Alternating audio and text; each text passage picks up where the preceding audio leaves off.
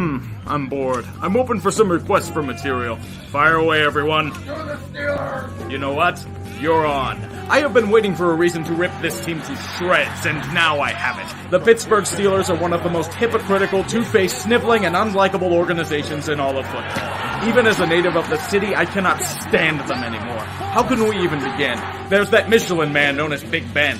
Let me put it to you this way. Nobody in the city actually likes Ben Roethlisberger. We merely tolerate him because he can somehow throw a football and he isn't Cordell Stewart. Now he has reached the Brett Favre eclipse of his career, where the fat fuck fancies himself a great leader and bandies back and forth about retirement because he's running out of lives on the field. It's fucking groan-worthy to hear him go on about how we need to follow him and how immature everyone else on the team is. Bitch, are you for real? Do I have to exhume all of the skeletons about your past? And it's not even the rape allegation. It's about being a total cunt to everyone you meet and the whole drama with the fucking motorcycle. It's about being banned from several bars in the area for walking out on a bunch of tabs. It's about suspiciously getting married and having kids when the rape fervor was at its peak. It's about being a total fucking hypocrite. You were that immature sack of shit. We know what's going to happen, man. You're going to retire, shed some tears in a press conference, and sign with the Cardinals to be with your buddy Bruce Arians a few weeks later. He's merely tame compared to a few others on the squad, like Le'Veon Bell, a man who oozes patience that he could read the Canterbury Tales by Chaucer and still manage a 5-yard gain. Unfortunately, the dude is kind of an idiot. What with the hotboxing on a major highway, refusing to take several mandatory drug tests, and holding out because he finds a $12 million franchise tag to be insulting. And this was after allegedly rejecting a contract extension. Hate to say it because he sheds talent like he does tackles, but the dude's a lolcow. But how could he be a lolcow, you ask? He's one of the best running backs in the league. The man just wants to get paid, you ignorant hack. Simple. 2 words. Rap career. Shrimp Bayless, I've been hearing you lately. You love Jerry way too much, you acting like y'all related. I got the Hall of Fame waiting. I'm the best and you hate it. I don't know why you hating. I don't know why you hate me. Probably cause my name is mentioned close with some of the greatest. Then they talk about patience, you close to testing my patience. Don't quit your day job anytime soon, buddy. Then there's Antonio Brown. A man whose hubris has transcended the spiritual plane and now has its own field of orbit. A little ego and confidence can be healthy. Brown has not only gone past this point, but taken a gigantic shit on it as well. The man is becoming absolutely cancerous, live streaming immediately after a playoff game and showing his mug to millions while Mike Tomlin is speaking in the background after a goddamn playoff game. If he doesn't get the ball, he's just going to pout until the second coming. Seriously, first touchdown in the conference championship doesn't go his way. He whines about it on the sideline. These actions aren't the Steeler way, obviously. Something needs to be done about this pest. I know. Sign him to the biggest fucking extension a wide receiver has ever gotten. Can we please put an end to this Steeler way dogma? It's one of the biggest piles of shit I've seen since Jim Ball's silly. The so-called code only applies if you're a scrub or bench warmer. If a star player does something egregious, they simply brush it off and sweep it under the rug. If you just happen to be a fifth-string wide receiver or backup defensive tackle, nope, fuck you, you're cut. It's utter hypocrisy. Either everyone is subject to this Steeler way, or nobody is.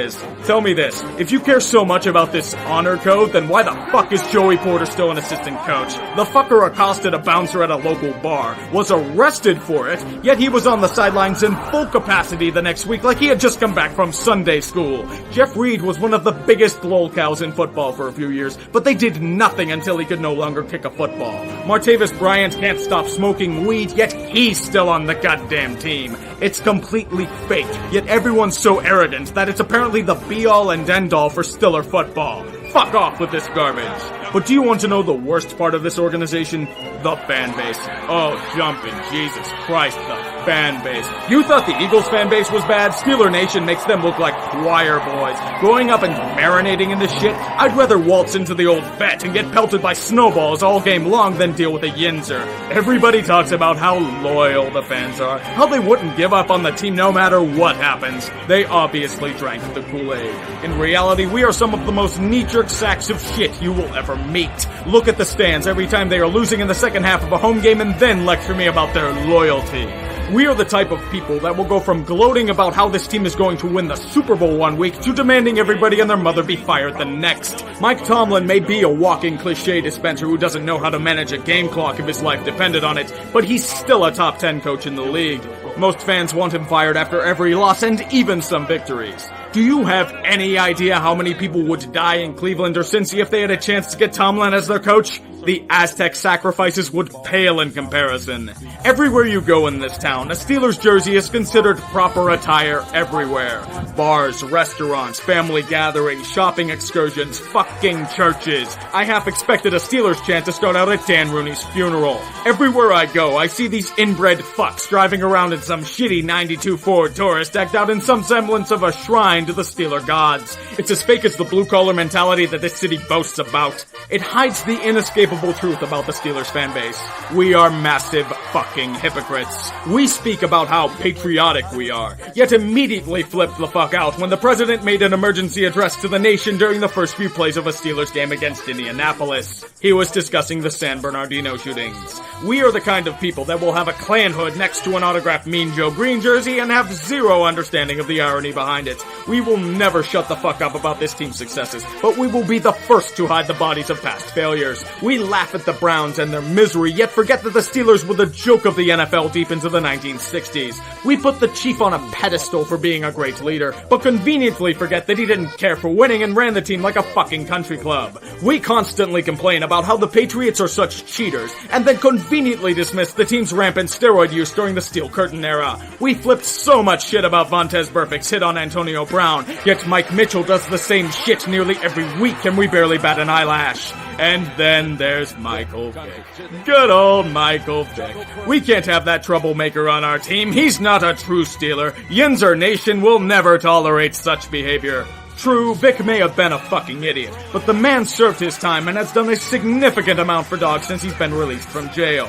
Even if fans hate him, who the hell do we cheer for? A quarterback who can't keep his dick in his pants and had kids as a PR move. A running back who hotboxes as often as he makes shitty rap tracks. A wide receiver who makes Ricky Henderson look modest. A fucking idiot who gets his stash from Josh Gordon. A tight end who actively lied to doctors about concussion symptoms. A center who actively defended Aaron Hernandez during his murder trial. And a linebacker who beat his girl during an argument. But that's okay, because Dan Rooney excused his behavior saying it was about baptism. Yeah, baptism. Didn't mention that during all the necrophilic rim jobbing, now did you? The dude didn't give a shit about anything besides Duquesne and the North Shore, yet people hailed him as this champion of the city. It's fucking baffling. Even if you think I'm a goddamn idiot who has an axe to grind, there is still one thing that is pure truth. They can't beat New England. They may have made the Super Bowl 3 times in that tenure, but they have never had to face the Patriots during that time. The Steelers are their version of the Washington Capitals. It was on full goddamn display last year with their coaching. Oh boy, Zone D! It's not like Tom Brady has been ripping that apart for the last 15 years. People were treating Keith Butler like he was Prince Charles waiting for the Queen to die for a decade, yet this is the best that he could come up with? Nope, they went full Steelers again. They got eliminated in the conference championship to, what do you know, the fucking Patriots! During one of my many head-shaking moments last fall, I slowly came to a firm realization. I hate this team. Every goddamn aspect of this organization is abhorrent on the inside and out.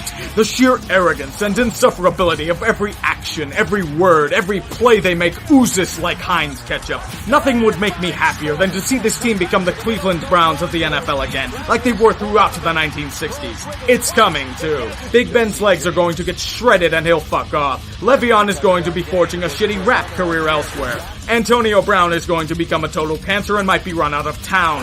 I personally can't wait for it. Artie II is a meddlesome piece of shit and I expect him to fuck everything up sooner rather than later. Yinzers, I know you're pissed at me. I know you want to punch the screen of your old compact, but you know deep down in your heart that I'm right. Your angry calls to sports radio after every loss is brilliant comedy, and I await more of it in the future. Come the fuck at me! And by the way, Permanis is overrated pig slop. It's Elliott! Elliott! For the touchdown! No flags! Cowboys lead! 9 seconds left.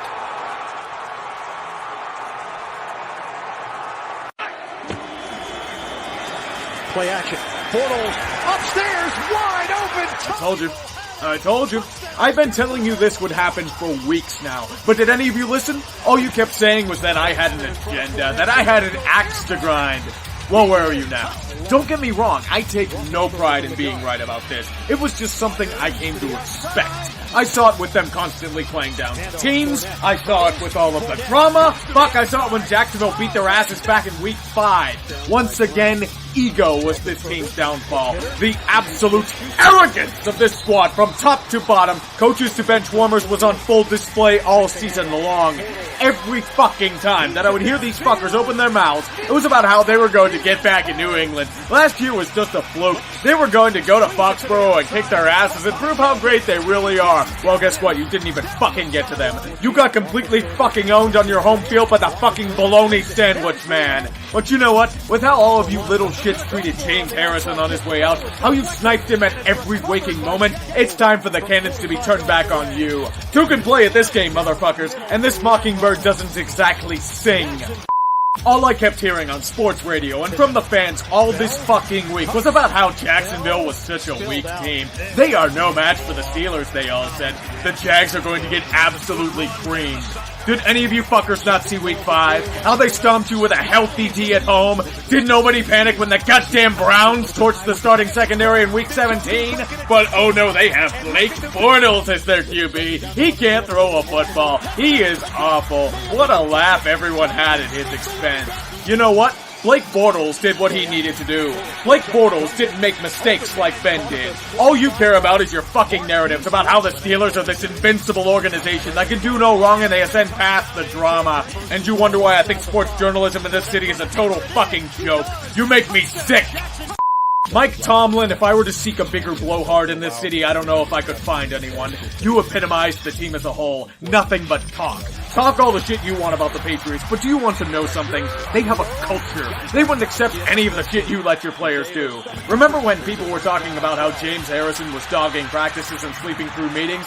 Who was more at fault? The player or the coaching staff that enabled it? You've allowed the insufferable egos in the locker room to take over and you've done nothing but bend to their will. But I know what you're gonna do. You're gonna huff and puff about how this is unacceptable for the team. No fucking cliches in the world can allow you to prevent your team from playing down to their competition. Once or twice, I get it happens, but it occurs every single fucking game. There's a point where it's on the staff to get a team prepared for anything and everything. This is a professional league and you've done nothing but coast on high-end talent. Terry Bradshaw may be an asshole, but he's absolutely right.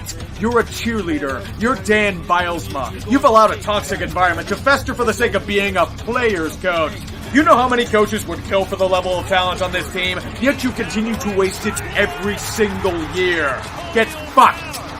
Todd Haley, I would waste breath on you, but that is too good for your useless ass. Everything about you is just sniveling elitism. You're too good to do the basic plays. You have to make yourself seem so much more of a genius. A jet sweep on a 4th down, oh boy, you fooled them there, Todd. A play-action pass on a 4th and 1, Bill Walsh bows down to your glory. The most offensive things you do are kerfluffles at local bars. Larry Johnson was right about you. You are cancer incarnate. You're making Captain Fatfuck look sympathetic. Do you know how impossible that is? Hiring you was a colossal mistake. Get fired and take your faux tough guy routine to a high school, you fuck. Mike Mitchell, you are the most useless sack of shit I have ever seen. Everything about you sickens me to my core. The way you prance and beat your chest on the football field as you give up 25-yard gains. How you're one of the dirtiest players in the league. How you get burned by the simplest shit like flea flickers. You know the main goal of a safety is to cover people, right? You're as terrible as this defense is. You are nothing but talk. All you do is throw your mouth around about everything under the fucking sun. How you're going to beat New England in hell or Haiti or anywhere. Have you seen how awful you're fucking playing? You are one of the worst safeties in the league, hands down. I would compare you to Vontaze, but you know what? Vontaze has talent. Vontaze doesn't open his mouth to spew shit every 5 seconds. You are a total waste of oxygen. Perhaps in that little brain of yours, you can actually think about, I don't know, stopping to reflect on how shitty of a player you are. Oh look, I have Mitchell right here. I know it's a burning pile of trash, but what's the difference? You want to know the worst part of all of this? This year may have been their last chance. This offseason is a crossroads for them. Captain Fatfuck may be debating retirement yet again. If it's his last game, then good riddance to that asshole. Le'Veon may be gone. They aren't going to pay him. I honestly wouldn't either, not with that ego. He can whine and bitch about the franchise tag as he makes shitty rap tracks. Martavis Bryant is definitely gone, thank God. This offense could be decimated. Even if Ben comes back, he isn't getting any younger. You might be done. And for what?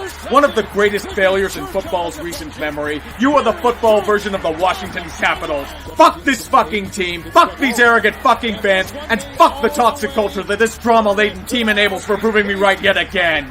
Fuck! From 42.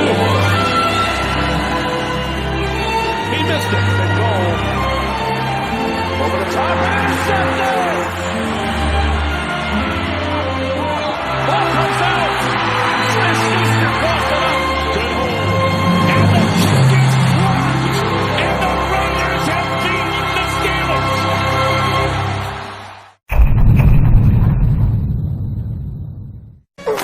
Tonight, on Days of Our Steelers, the Black and Gold Brigade finds more ways to play down to their competition and distract themselves from the main prize of a Super Bowl ring. Big Ben develops another paradox after threatening to retire last season, by boasting he will play at least 5 more years. The diva Antonio Brown openly criticizes the media for not giving him any privacy and nitpicking everything, and then demands to be the center of attention by entering camp via private helicopter. Le'Veon Bell finally begins his round 2 of contract holdouts, once again rejecting a healthy salary and being behind a line for cringeworthy rap tracks and slapping asses at strip clubs. In what ways will the trauma and lack of focus on the game unfold this time? How will the team pretend that all is well as the defense unravels around them? All this and more coming this season on Days of Our Steelers. This week on Days of Our Steelers, the Le'Veon Bell saga takes a sharp twist from the expected outcome. Many on the team believed that he would be back on Labor Day, yet practice passed without a certain running back showing up. Later, the Hernandez defector Marquise Pouncey telepathically predicted that he would be at practice on Wednesday because of contact with the dead.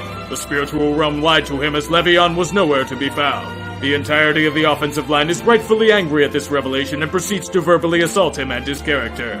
Meanwhile, Antonio Brown channels his inner Rodney King and wishes everyone would just get along. As the missing Bell is off rapping about how he feels worthy of payment to a Swiss bank account, the Steelers trek to their yearly holiday. A matchup against the Browns in Cleveland, a usually wonderful time featuring dominance and destroying Cleveland spirits, was marred by ineptitude. The Black and Gold Brigade played hideously down to their competition on a miserable day, with weather matching the mood of Browns fans most weeks. Thank God for James Conner and his awful haircuts. In one of the most embarrassing displays of football since Monsoon Day against Miami, the Steelers committed 6 turnovers, 5 of them by Captain Fatfuck. Despite this, the Browns once again browned on a repeated basis. Yet the Steelers failed to capitalize, resulting in a deeply embarrassing tie. Cleveland's losing streak is over, but the winless streak continues on. The city's water supply will not be open to the Browns faithful. As angry Yinzers blow up the phone on local sports radio, we can safely conclude another episode of Days of Our Steelers. They're both losers! Losers! This week on Days of Our Steelers, the diva struts his peacock feathers against the evil media. This time, an ESPN reporter penned a profile of Antonio Brown that didn't fillet him and his glory at every turn. Brown responds to this unbiased reporting the way most thick-skinned people do, by threatening physical violence against them on Twitter. Little does he know that whatever goes on the internet stays there and is forced to apologize for being caught in the act. Mike Tomlin, the great leader that he is, shits his pants and does nothing about it. Meanwhile, another week passes as Le'Veon Bell remains MIA from the team. Bell is coping with his absence by partying it up on South Beach. Truly a man with his priorities in order. As the Steelers play Kansas City at home, they chose to pay tribute to Le'Veon by not showing up until the second quarter. Despite allowing the Chiefs to go full read in one quarter, it's not enough. The team defense is absolutely atrocious as Pat Mahomes and the Chiefs treat them like wet cardboard. Too bad they're too busy being cocky as none of them can make a tackle. The diva, as always, makes himself the center of attention by bitching on the sidelines because he isn't getting the ball as the Steelers are humiliated once again. The remainder of the league laughs as they await another episode of Days of Our Steelers. This week, on a very special episode of Days of Our Steelers, the fallout from the Chiefs game is so widespread that we had to split this segment from Sports Ball and make it into its own video. The crusade against all things discipline begins with the underachieving linebacker Bud Dupree being chirped at by a fan wondering why he keeps performing magic and disappearing on the field. Dupree unleashes his inner 12-year-old and says that he's with his girl. Little did we all know that during their hookup, the girl role-played as a quarterback and Bud couldn't get anywhere near her. Refusing to be outshined by his players after a sideline tantrum, Antonio Brown chooses to respond to his own critic in the form of a former PR representative of the Steelers. He said that he was nothing without Big Ben. He carried AB to his contract and reputation. Total blasphemy in his eyes. The living version of Narcissus chooses the high road this time and tweets to the man, "Trade me. Let's find out." As the world explodes in a sea of arrogance and short-sightedness, AB reinforces his work ethic and drive by no showing practice the very same day. Now the panic really starts setting in. Coach Tomlin once again covers his ears and refuses to comment on Brown's antics. The diva eventually returns to practice the next day, only to be given a light punishment from the team. He will not be benched for the next game, just a small spanking and a few bucks in terms of fines. What does AB do after this regard? Flip out on the media yet again. His actions are the result of those dang dirty sports pundits who scar his wonderful name. Just like Stormy Daniels, whom is caught up in her own web of controversy as she alleges an affair between her and Donald Trump. During this unholy tryst, Trump had a right hand at his side, Captain Fatfuck. He was chosen to personally escort her back to her hotel room, and maybe get some sloppy seconds as well. Daniels alleges that Ben wanted a goodnight kiss, i.e. tap that ass like an oil reserve. Stormy refused and went into her room as Big Ben awkwardly sat there and knocked on the door for a few minutes. He should have tried to evade the pocket a few times, then throw deep to an open wide receiver. Too bad he would have overthrown him by 15 yards. Thus leads to our prodigal son in this drama, Le'Veon Bell. Bell is once again away from the team for the personal sabbatical of relaxing and barely lifting a finger in Miami. The Steelers have all but thrown their hands in the air and removed him from the active roster, but that doesn't stop Le'Veon from crying poor. "Just pay me," he cries from his 5-figure jet ski. He needs to be compensated fairly. He says this as he has pissed away more money in the last few weeks than most of us will make in the next decade. This hasn't stopped Bell from his true passion in life: terrible rapping. Instead of dropping defenders with brilliant moves, he's dropping those sick beats and threw a party for his newest EP. Steelers fans cringe as most music fans cringe at his so-called music. The Steelers must have cringed too, as they are actively shopping Le'Veon for what will probably be a few terrible towels. Yes, even as Mike Tomlin sits and wonders where the fuck he went wrong, the three-ring circus has arrived in the Steel City. Steelers legend Hines Ward simply puts his hands over his face in disgust and realizes this isn't the team he retired from. Perhaps we can call it karma for their arrogance, or just years of neglecting to treat the cancer as it metastasizes into a wide-scale infection. The law will be laid down. The whips will be cracking and the fear of God will be put into the hearts of every man in that locker room. This renaissance will begin against the hotshot Buccaneers, led by a man whom the Steelers know well in Ryan Fitzpatrick. The Steelers proceeded to remove the curtain behind the imposter and realize that this is, yes, Fitzception. The Buccaneers proceeded to walk themselves off the plank on drive after drive with a combination of self-inflicted wounds and ref balls. To try and atone for these sins, Chris Conti offered himself as sacrifice to a vengeful stiff arm courtesy of Vance McDonald. He is currently wanted for third-degree murder in Florida. Even as the Steelers were as undisciplined as they were off the field, they coasted to a strong lead by halftime. Despite the so-called cruise control, the Steelers proceeded to let the foot off the gas and turtle. The result was Tampa Bay lining up their ships next to the drama-laden Steelers port as they nearly blow a 20-point lead. Despite all attempts from the defense to reinforce that they are indeed terrible, Pittsburgh escapes with a lucky victory. Regardless of the media narrative changing, this win proceeds to leave the Pittsburgh faithful with more questions than answers. Does this team have any sort of self-control? Can this defense even stop a light breeze?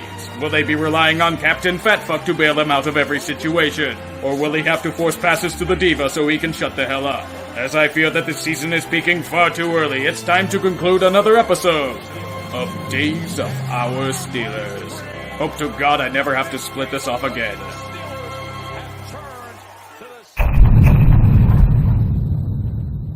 This week, on Days of Our Steelers. We tried our damn hardest to put this into sports ball, but they had to make it too juicy to combine once again. The story begins after last week's near snagging of defeat from the Buccaneers, as Captain Fatfuck suffers allegations of diving on a certain roughing the passer call. Knowing the jig is up, Big Ben admits that, unsurprisingly, he imitated Neymar on the football field. Perhaps he learned such technique from the rape allegations, who knows? Despite his diving and off-sync throws downfield, the real star this week is Le'Veon Bell. He's like Moses, except instead of 40 years in the desert, he's partying it up in Miami. Let my payment flow, his eternal cry shall be. Former Steelers linebacker James Harrison knows of his plight and has some sound advice for him. Show up and sign the tender as late as possible, then fake injuries do not be forced to carry the ball 30 times a game. Of course, who couldn't trust the wisdom of James Harrison of all people? Mark Madden couldn't. He took a break from eating Yinzer adoration lathered with hot sauce to rightfully call him an asshole. James Harrison calls an audible from the Antonio Brown playbook. He threatens violence against the radio host. Mike Mitchell, not knowing when to shut the fuck up, chirps in from the sidelines about the so-called haters that ran him onto the unemployment line. The football game taking place is one of critical importance to the Black and Gold Brigade. It's against their hated rival, the Baltimore Ravens, at home. Appearances need to be kept. The Ravens are thinking they are hot shots. They need to be put back in their place. The Steelers flex their muscles, eat their spinach, and promptly shit themselves early as they fall behind 14-0. Pittsburgh was shown mercy as the Ravens made several key mistakes that prevented them from running up the score. The Steelers even tied up the game. Yinzers everywhere were preparing for a night of lotion and Kleenex tissues. The Ravens were ready to die. And then the offense proceeded to do nothing. Who knew that calling a one-dimensional game with no running plays would make a team predictable? It also doesn't help that nobody in the passing game is in sync.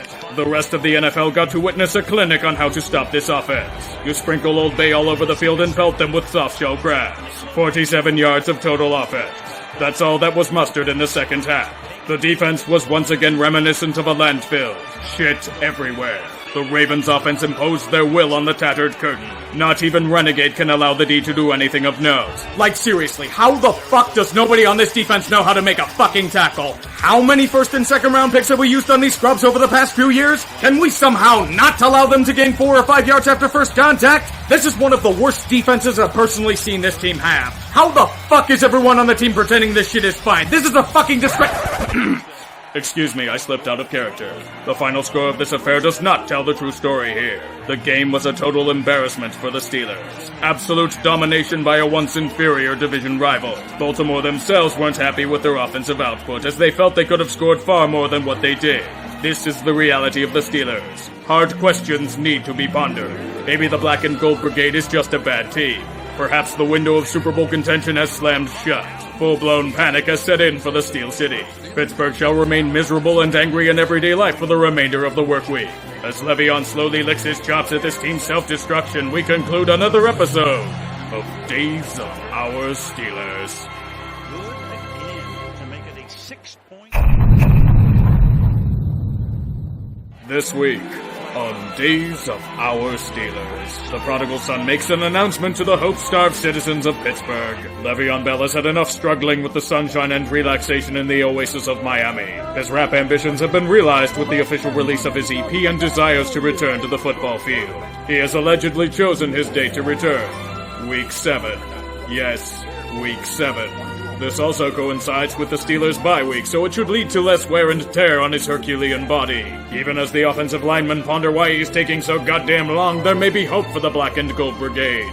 Well, except for the Steelers' brass. Angry and vengeful at their wayward running back, they may be flirting with the idea of a 2-week roster exemption for Le'Veon, thus potentially robbing him of another 7 figures in salary. Punitive punishments are truly the Steeler way, especially for a bell cow like Le'Veon. Meanwhile, in the diva circles, Antonio Brown is frustrated with the passing attack. He compared it to a spotty Wi-Fi connection. Not like a bad provider, more like that shitty hotel Wi-Fi that is slow as hell and keeps cutting out because it's a dick.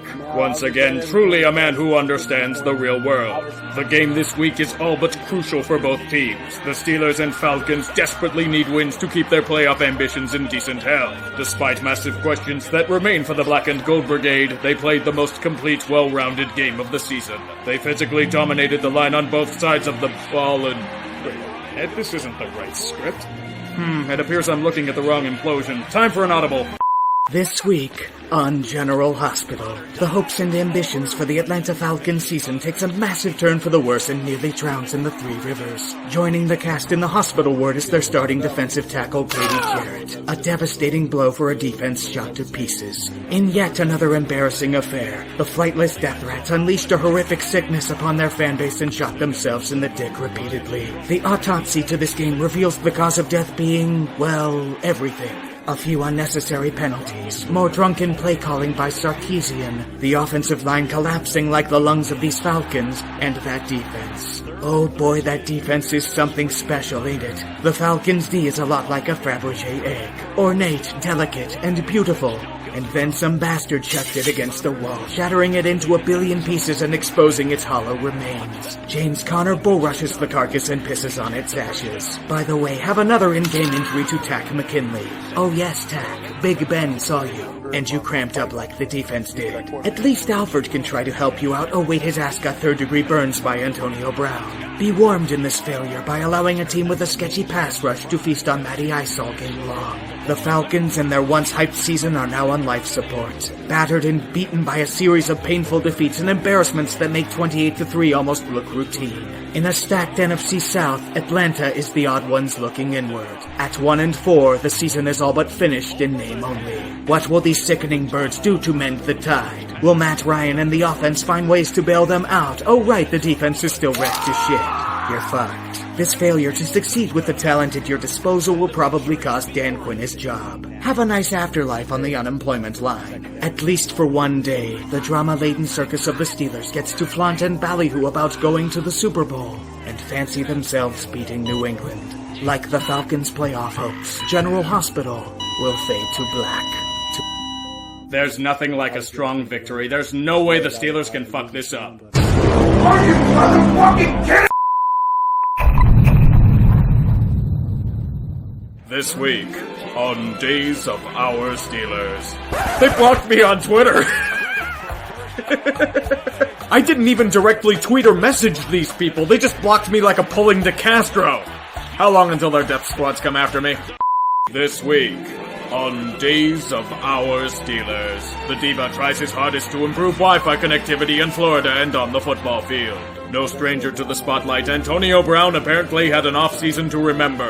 Not only did his likeness get plastered on the cover of Madden, its curse apparently hit him much earlier than anyone else's. Flashback to a sunny day in April. Antonio Brown is returning to his loft in Florida after more than likely strutting his peacock feathers for the loving cameras. There was something amiss though. He believes he had been robbed of valuable possessions. The prize is stolen, $80,000 and a gun. With all of that money, a safe to hold these items is deemed obsolete in Antonio's eyes. To him, this was like losing a remote, but much more sinister.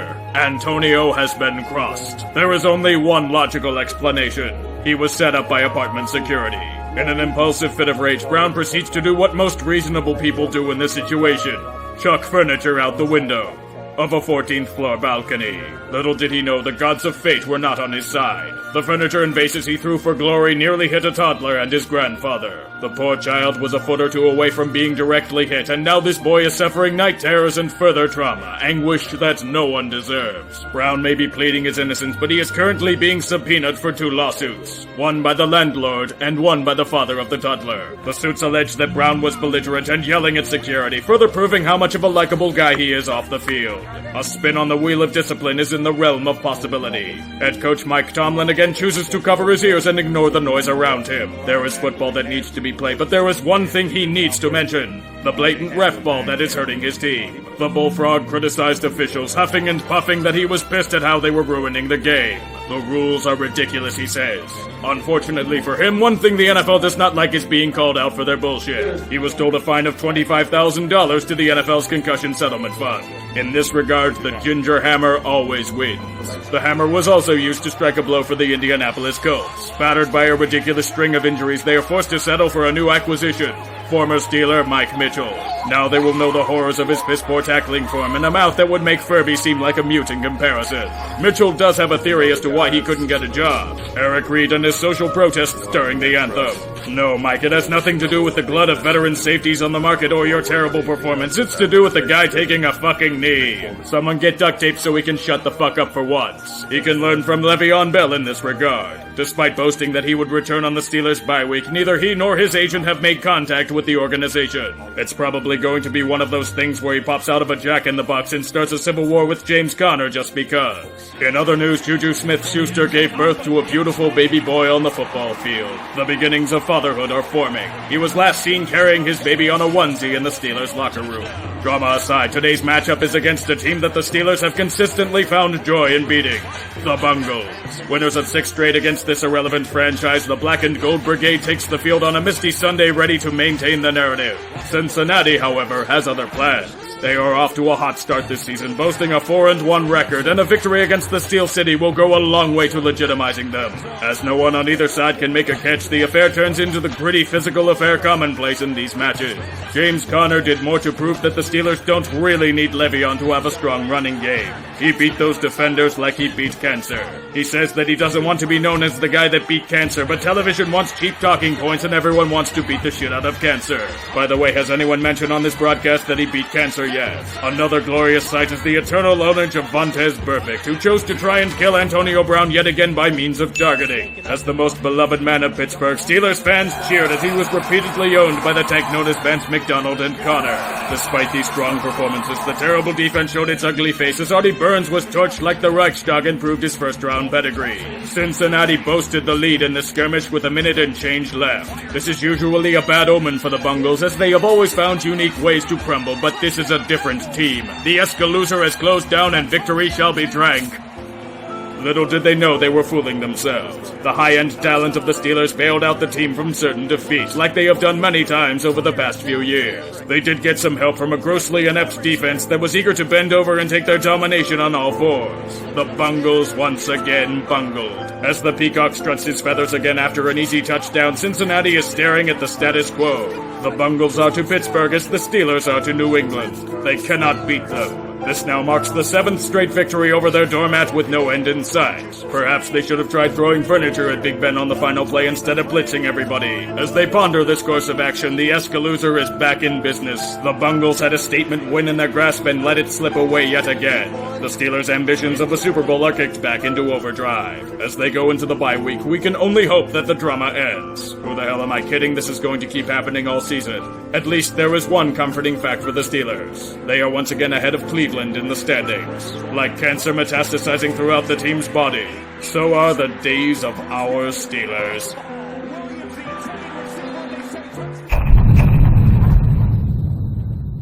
This week on Days of Our Steelers, a lesson is learned as to why you can't trust hearsay, even if it's reported by reputable news sources. Several weeks ago, the prodigal son Le'Veon Bell boasted to private sources that he would return to the Steelers' home base in Week 7 or the bye week. Despite this boast, the team had heard from neither Bell nor his agent. To the surprise of no one in football circles, Le'Veon has still not returned to the team. Even if a trade is not made, there is a chance that Bell will not return for the season. The impasse continues. Juju Smith-Schuster, however, is an optimist. He believes that he can bring Bell back into the Steel flock. The Mega Millions is his ticket to Le'Veon's heart. 100 of them to be exact. Like all good plans, it bursts into flame. It does not work. Le'Veon will not get his money to join the team. The running back was not amused. He believes everyone is trying to be Kevin Hart and get a laugh at his expense. No, sir, you just happen to do that to yourself. In terms of comedy, this matchup is looking to be a laugher as they play their beloved doormat in the Cleveland Browns. Throughout the season, the Factory of Sadness has ended their winless streak, but has proceeded to twist the knife in ways that rival Chinese torture techniques. Even for Cleveland standards, this year has been agony for them. In the first quarter, they get somewhat of a reprieve. The Black and Gold Brigade proceeded to remain on their bye week as nobody can tackle and offensive Wi-Fi is region blocked. Despite the chances for the Browns to take a commanding lead in this game, they once again failed to capitalize. The Steelers take momentum back with a few strikes, but they don't put it away as they should. A few key fumbles, turnovers, and more idiocy on a free kick lead to the Browns staying in it. I mean, come the fuck on. This same exact scenario happened a few years ago. How do you not know a free kick isn't the same thing as a fucking punt? It's a live ball, you worthless sack! Despite the score sheet being close and playing very sloppy football, Pittsburgh realized that they have talent and led the world to relish in its great pastime. laughing at the Browns. Yes, even in a series meant to laugh at the Steelers, the eternal factory of sadness manages to take center stage. When you think they can't go lower, they stumble onto a portal to another dimension and dig there. The Browns have been irrelevant and laughable ever since they returned to the league, and it's turning into yet another lost season for them. This was supposed to be your chance to prove yourselves. You had real players. You had real coaches. You still fucked it up. It's almost as if Hugh Jackson should have been fired last season instead of kicking the can. I know everyone's going to bitch about stability, but not when the foundation is built on a swamp and ready to collapse. You guys are going to ruin Baker. Hell, you already are. His college swagger has been sapped from him. He's completely shot to shit. The Browns should be a solid team, all things considered, but this is fucking Cleveland, and they can't have anything nice because they're owned by an inept clown that wants to be Jerry Boy so fucking bad that he's ruining Tennessee's football program as well. Speaking of Hugh Jackson, why didn't you call timeouts toward the end of that second quarter there to have timeout at the time when you got the ball back? Uh-huh. You could have called some timeouts, or at least have time on the clock when... I don't even recall that situation that you're speaking to. So what? Did I hear that correctly? You didn't know you had timeouts at the end of a half? How long have you been a head coach for again? This is a mistake they don't make in Pop Warner, and you admitted your incompetence to the media. This guy is going down as one of the worst head coaches in NFL history. The dude is outmatched and has nothing but excuses for his failures. Looks like it's going to involve more firings because Cleveland is a shit show and Haslam changes philosophies like he changes pants. Would you look at that? Hugh Jackson has finally been fired. Once again, should have happened last year. I'm not congratulating you for something that should have been done over 9 months ago. It doesn't end there either. Todd Haley is also gone. That abrasive asswipe that fancies himself an offensive genius was told to fuck off as well. Eat shit, Haley. You hear that in the distance? That's called karma. Eat a healthy serving of it at Tequila Cowboy. The season is fucked and Cleveland is a joke again. The new man in charge of the helm is Greg Williams? The same Greg Williams from Bountygate. The same Greg Williams that ran the Bills into the ground at the turn of the millennium. He's a head coach again? Yep, season's done. At least their coaching search can be Lincoln Riley? Why the hell would he want to come to this shithole? And don't say Mo Baker, because that's a lazy excuse. Someone please send Jimmy Haslam to prison already. Only then will Browns fans have the potential for peace. Fucking Cleveland making themselves the center of attention again. Go sing into Lake Erie like the Cavs are doing right now. Haslam and Dan Gilbert are birds of a feather. This is supposed to be about the Steelers. Well, they do relish in laughing at the Browns. It works.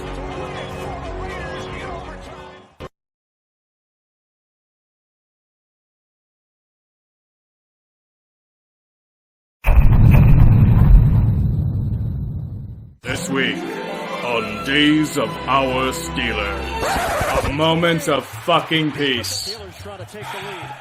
Please, just let me have this moment. The Steelers controlled and strangled their rival on both ends of the ball, but I have to say one thing to Baltimore. Thank you. Thank you for your god-awful red zone play calling. Thank you for not being able to stop a third down if your lives depended on it. Thank you for treating Lamar Jackson as if he's a fucking hood ornament instead of a football player. Oh, I wonder what the hell you're doing if he's behind center. It sure as hell isn't passing the ball. Who would think that? The Ravens have lost 3 straight and are once again caught in the relentless eye of mediocrity. I'd make a shitty Poe reference, but it drowned itself in the harbor. Everyone missed it like Joe Flacco missed easy reads to his right-hand side. Who the hell needs Le'Veon when James Conner is owning everyone like a boss anyway? Although the drama will probably continue, I at least have a week of tranquility. Even if Captain Fatfuck nearly died on the field. Thank fucking God. This week, on Days of Our Steelers, the peace is short-lived as an old face reemerges onto the Pittsburgh scene. Despite consistently vanishing when the heat is on him, Le'Veon has decided that enough is enough and has left his temporary oasis in Miami.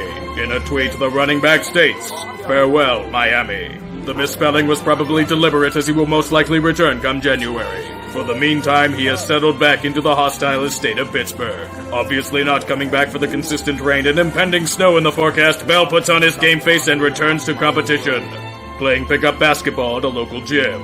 The irony of him not risking his health for $14 million, yet potentially being injured for free, is not lost upon the Steeler faithful. Despite his questionable antics, Le'Veon feels he has an end game he's shooting for. He released a series of cryptic tweets for what he feels caters to the Southern Hemisphere. As the rest of us experience neck pain, Bell states that we shouldn't judge him for his holdout, but we should read between the lines like he does when he's in the backfield. He has also doubled down in not apologizing for his responsibility in creating this program. I wouldn't either. This has been gold in terms of content. What is also gold is new information uncovered in the CBA about Le'Veon's contract situation. If the Steelers would franchise tag him again, he would have to be paid $25 million.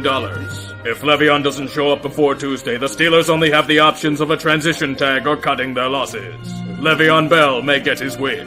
Just like many other weeks, Antonio Brown has decided not to be outshined off the field once again. Imitating his flashy performances on the field, the diva chose to go for a high-speed joyride on a major suburban highway. Brown was cited for speeding over 100 miles per hour on McKnight Road in the morning before the game. In all seriousness, how do you even go over 100 on McKnight? That road is nothing but traffic lights and retail as far as the eye can see. I'm more amazed he was able to pull it off. Whatever the real issue at hand is a matinee matchup against the Carolina Panthers team eager to assert themselves among the NFC's elite. In their first drive, it was precision and exposed the Steelers' flaws. Carolina was going to cruise to victory. I'm gonna make it! This is the greatest thrill of my life! I'm king of the world! Woohoo! Woohoo! They didn't.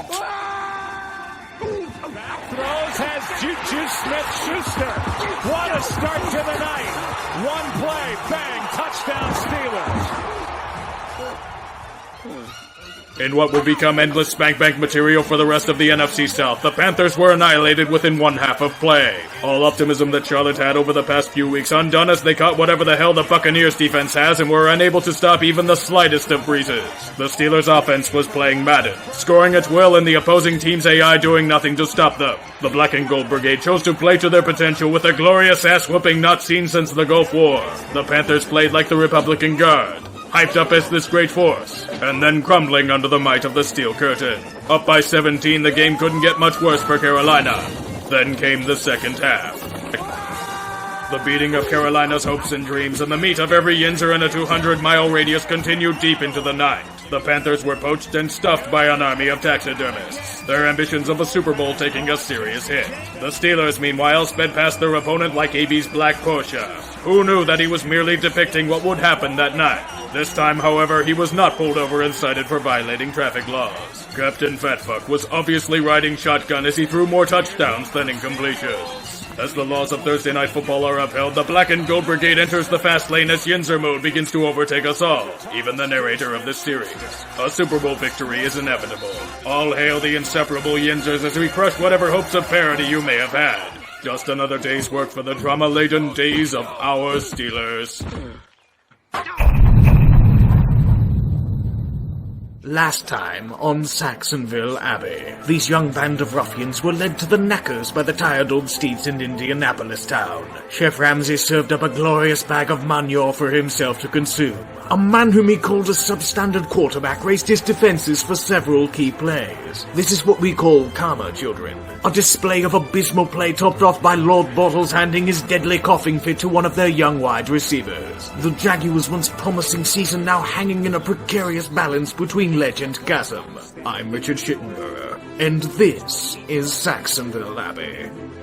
Funding for Saxonville Abbey is provided by the Church of Carson Wentz of Latter-Down Receivers, the Meadowlands Butt Fumble Society, Antonio Brown Street Racing and Premium Throwing Furniture, and by Aaron Rodgers Rectal Extraction Associates.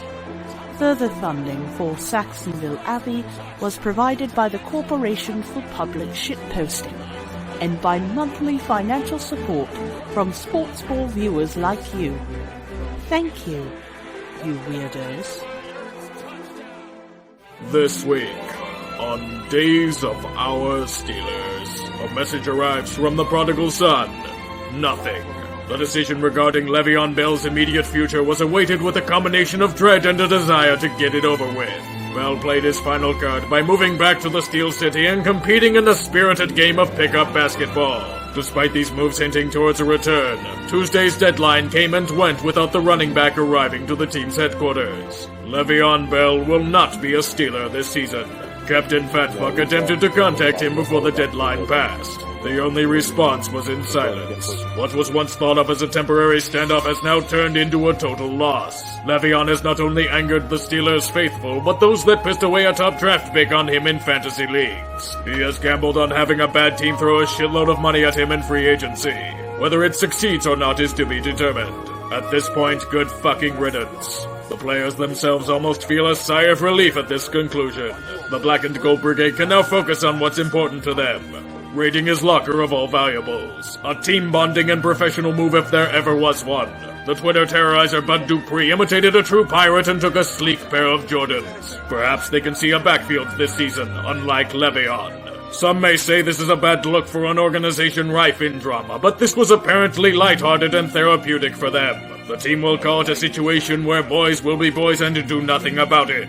Meanwhile, Duval, a land under siege by the forces of failure. As the sun sets and their hopes fade to black, there is no more room for error. With a fiercely challenging opponent on the horizon, it is easier said than done. Chef Ramsay has taken a thick lashing thanks to his open proclamations outside the square. Little does our Michelin star maestro understand the golden rule of shitposting. You talk shit, you get hit. Ramsay may be a star in the culinary world, but he has had a hard time accepting responsibility for his actions. The head of the Saxonville Battalion has pointed his cannons at the viewing public. The Jaguars have been betrayed. The peasantry have become fickle. They need to be put in their place. He feels that the fans are going to miss them when the Abbey becomes a vassal again.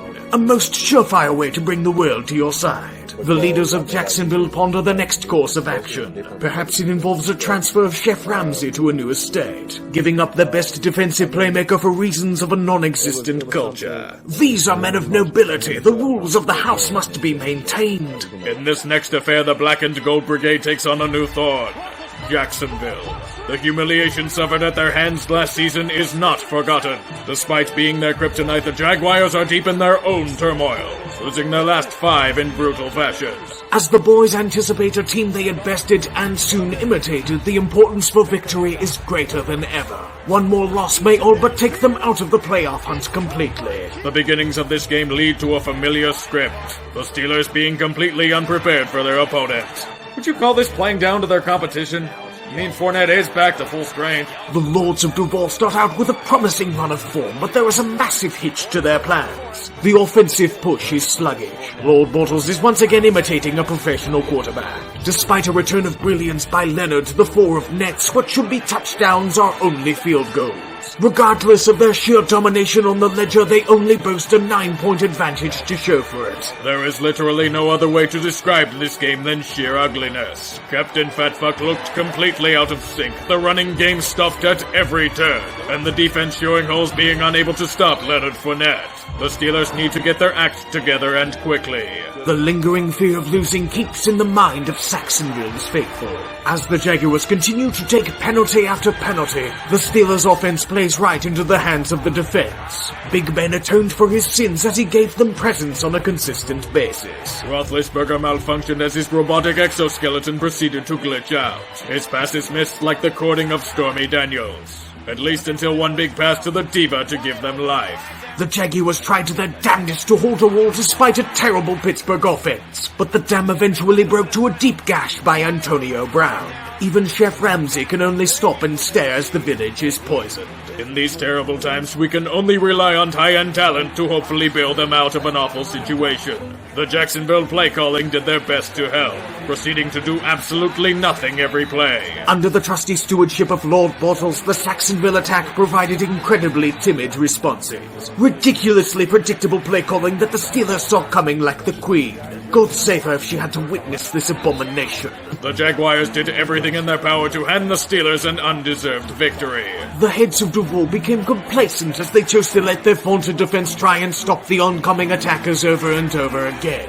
It was only a matter of time before they would manage to break through. It is only a 10-point advantage, easily surmountable. As the defense did their part by sitting around and letting Jacksonville stumble over themselves, Captain Fatfuck was reprogrammed and given a healthy dosage of painkillers. Those drugs are like spinach to Popeye. It grants him superpowers. It's almost as if the Jaguars are being run by Douglas Haig, doing the same thing expecting a different result every time. Perhaps they should have learned from Einstein. Unsurprisingly, the Steelers were able to break through their so-called impenetrable lines. The populace grows wrought with concern. The Steelers have come back into the game, but a fourth down needs to be converted. Oh my God, Connor, you've got to catch that shit! The reinforcements managed to hold the line. Perhaps the offense can do something. Oh right, they fell to shit once again. Because it's the Jaguars and they are arrogant and feel they can do no wrong. Thank God Jacksonville doesn't have a real quarterback. As Pittsburgh prepares for another attack, there may not be enough in the tank for the defense to stop them. There wasn't. The Steelers marched down the field once again for another touchdown. All hail the Vanimal. Throughout the land, the serfdom is being sacrificed as cannon fodder to prevent their seemingly inevitable defeat. The Jaguars have to do something. The offense needs to do its job. What the fuck are you doing, Jacksonville? You've been running the same plays all quarter. Lord Bortles and the offense were proven incompetent again. Big Ben reached back and pulled out another trusty bailout from his back pocket. The writing is all but on the wall now. Hetty, I figured this would be the turning point. Oh my God, Connor, you've got to catch that shit! The battering rams are at the gates. The doors are being pushed open. They have come to slay the king. Running like an option, gonna keep the dives. Did he break it? Yes, he did! They won? What? The collapse is complete. How the fuck did they win? The Jags should have beaten our asses handily. The Lords of Duval have turned out to be frauds. I have never seen a team as incompetent as Jacksonville was. Their stronghold conquered by a team they had dominated all day. 4 straight 3-and-outs, over 100 yards in penalties. It's not even an effort thing. The Steelers barely had to fucking try. Complete and utter humiliation. For God's sake, ask Madden could have called a better game than the Jags did. The Jaguars defeated themselves. I mean, I know Bortles sucks, but holy shit, throw some screens, run play action, rollouts, give Fournette some room to fucking breathe. With this latest batch of incompetence, the season is all but dead. I feel the same way I did after that wildcard game against the Bengals. My jaws hit the floor. Of course, Duval will fail to identify the real problems with the squad and blame the defense for this defeat. It's in no way Lord Bortles' fault, even though they don't trust him to throw a football. I'm honestly counting this one as a loss. The Steelers won't, but they had no business of winning this one. Take the money and run, boys. The serfdom is about to rebel. 6 straight losses. A locker room in chaos. Uninspired leadership. The descent back to mockery is beginning. If you'll excuse me, I have to pack my things as the torches are starting to appear before the Abbey. Cheers.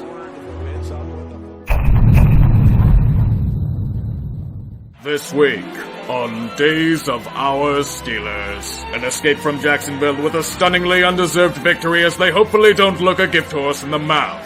On the drama front, there was next to nothing.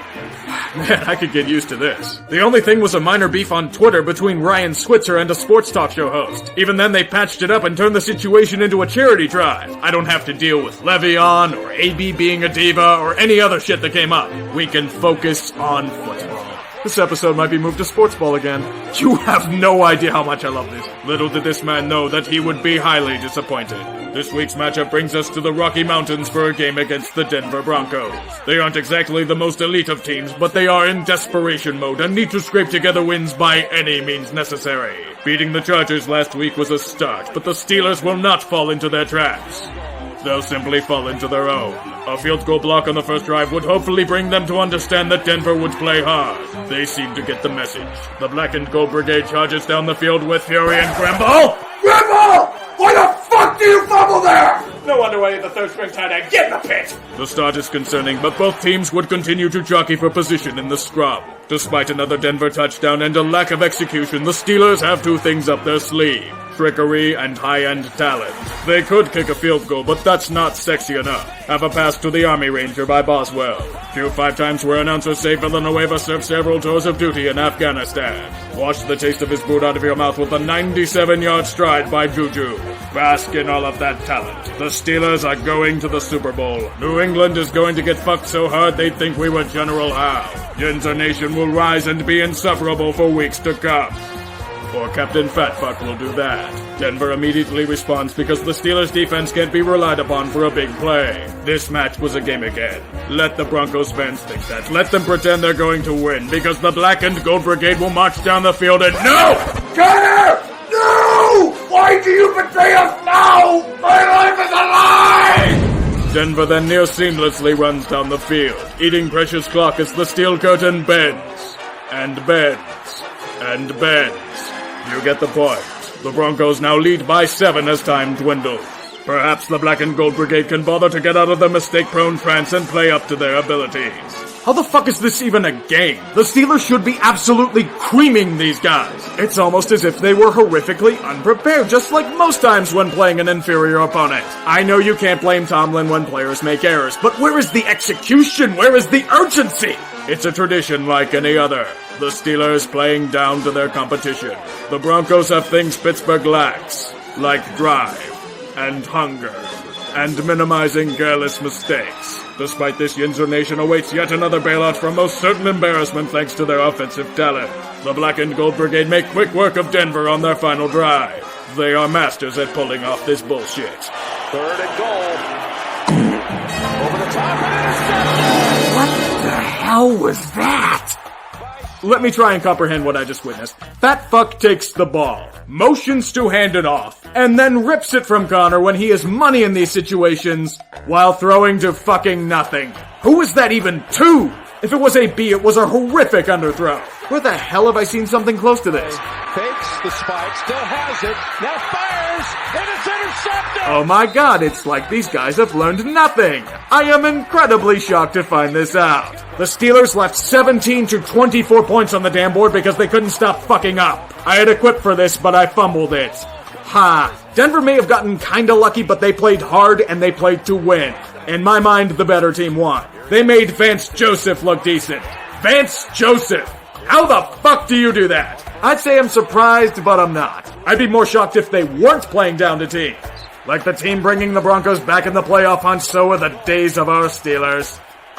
Fucking hell, can these guys not force me to separate this shit for once? Coming up after Days of Our Steelers is a soap opera that was nearly canceled this season, The Bold and the Broncos, starring Philip Lindsay and, well, pretty much just Philip Lindsay. You don't have to worry about him breaking the game open, cause his coaches are too stupid to give him more than 14 carries a game. After letting the Steelers and Chargers figure out masterful ways to beat themselves, the Bold and the Broncos have renewed hope for a postseason berth, as our small hometown hero defends the honor of the city for anyone who talks shit about it. Sure, he may not be as fashionable as Kicker and the lead sex symbol of this show, Brandon McManus, but Philip Lindsay doesn't need sex to score. In the NFL, anyway. Delusional Broncos fans, yes, I am one, are now believing in the postseason. That's despite case I'm literally the law of averages Keenum throwing the football. That's despite Vance Joseph evolving into a real head coach more slowly than the platypus. The platypus is one of many exotic games served at hero-turned-villain John Elway's Steakhouse. Guest star Shelby Harris united this shattered group of traffic cones with his game-sealing interception with sheer athletic talent and overproducing salivary glands. So much unnecessary saliva. That's coming up on The Bold and the Broncos, but speaking of salivary glands, will Captain Fat Fuck get the cruise ship back on track after eating the entire buffet? I'll let you answer that, Tree. I'm That's Good Sports on YouTube, brought to you by my mom. This week, on Days of Our Steelers, Captain Fatfuck goes on the offensive, and it's not on the football field. After an embarrassing loss to the Broncos where the Black and Gold Brigade fumbled most opportunities, scapegoats needed to be made. As the self-proclaimed elder statesman on the team, Captain Fatfuck chooses to take the initiative. His first target, the rookie wide receiver. He has failed this team far too many times. James Washington didn't come down with the crucial pass after he dove for it and the ball dropped from under him. He didn't just throw James off the bus, he threw him off a ledge on his radio show. It isn't his fault that he slightly overthrew his target at all. It's the receiver who didn't make him look good. Captain Fatfuck, leader of men. His next target is another wide receiver, a much bigger name, the Diva. On the final play of the game, in which Ben had the entire world wondering if he had lost brain cells, he claims AB was at fault. He says he ran a bad route, resulting in the interception. Yes, we have to ignore the poor read and underthrow by Big Ben for this to in any way make sense. This is also the fault of his offensive coordinator for calling bad plays. It's not like he can try for different reads if his first option is covered. Once again, it is not his fault for his mistakes. Make his teammates take the fall.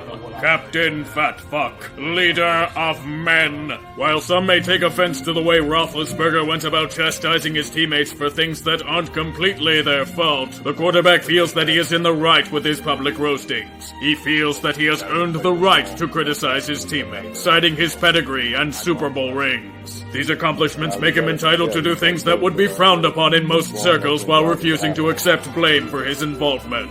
Criticism for thee, but not for me. Captain Fatfuck, leader of men! Despite these public lashings, the Diva is okay with it. He's a big boy and understands his quarterback. Just get him the ball and everything would be fine. The Steelers would be looking to rebound after a self-destructive performance with a matchup against another AFC West opponent in the Chargers. On home soil in prime time when they are celebrating several Super Bowl anniversaries, the planets were aligned for an awe-inspiring victory. Seeking revenge and an easy target, they went right to work. They started kicking the Chargers' ass so hard that they were nearly booted back to San Diego. Dominating displays of courage, athleticism, and crushing any sort of spirit a team with no real home games may encounter. Even the defense is... Isn't that a full start? Come on, you inept fuckwads. How awful do you have to be to not notice that sort of jump? Fucking hell, Ravens and Patriots fans would say that was a false start. What a joke. Steeler Nation would rally them on, though. They need to make their alumni proud. Look at how Ben overthrows his receiver yet again. Justin Hunter should have been faster and taller, not the QB's fault. Making up for that faux pas, Captain Fatfuck leads his mates to another interception. This was also obviously the receiver's fault for Ben painfully underthrowing that pass. It doesn't matter though, since the Steelers went right back to having a strong Wi-Fi connection and pissed on the ashes of an often mocked franchise. The Yinzers have come out of hiding.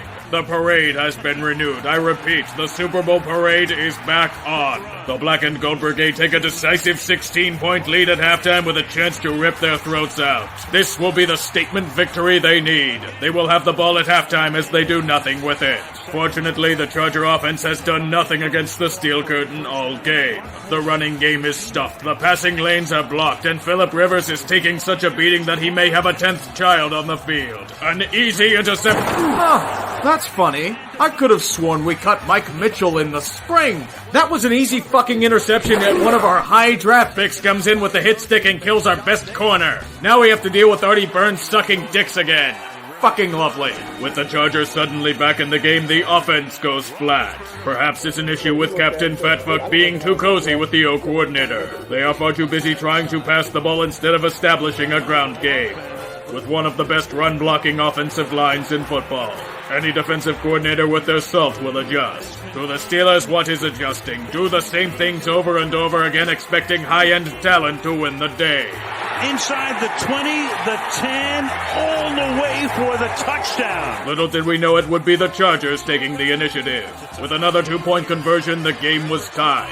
The Steelers blew a golden opportunity in front of their home crowd. Suddenly, the parade plans were being cancelled. Fans were openly fighting with one another in the stands. Everyone is at each other's throats. You are not a real fan, they scream to one another as they offer sacrifices to the football gods. One of the 8 Charger fans in attendance should do the trick. The Steelers need this win to keep up with the big boys in the conference. Pittsburgh's offense has gone flat while their defense suddenly couldn't stop a tumbleweed.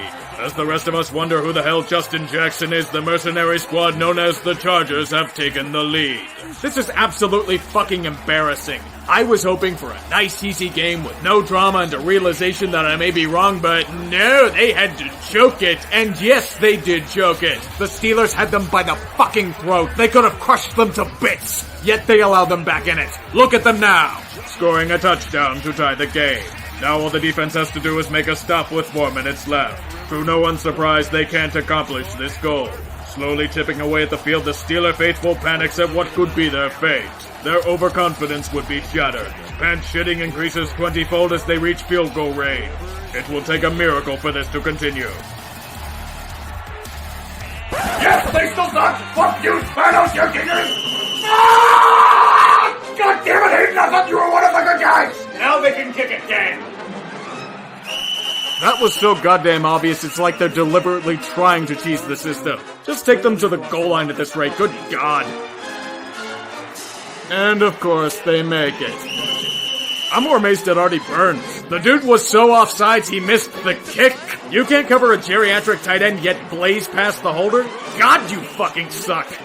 All I wanted to do was just laugh at the Chargers and Spanos for roughly the 73rd time, but nope, you guys had to fuck it all up. The Steelers had a statement win in the palm of their hands and they let it slip away. I know everyone's going to blame the refs or the long snapper or the Patriots or the wind blowing in from the river, but here's reality. Great teams finish off their prey no matter the circumstances. A 16-point lead with the ball at half should have been game over. They fucking blew it. It's not hard to admit.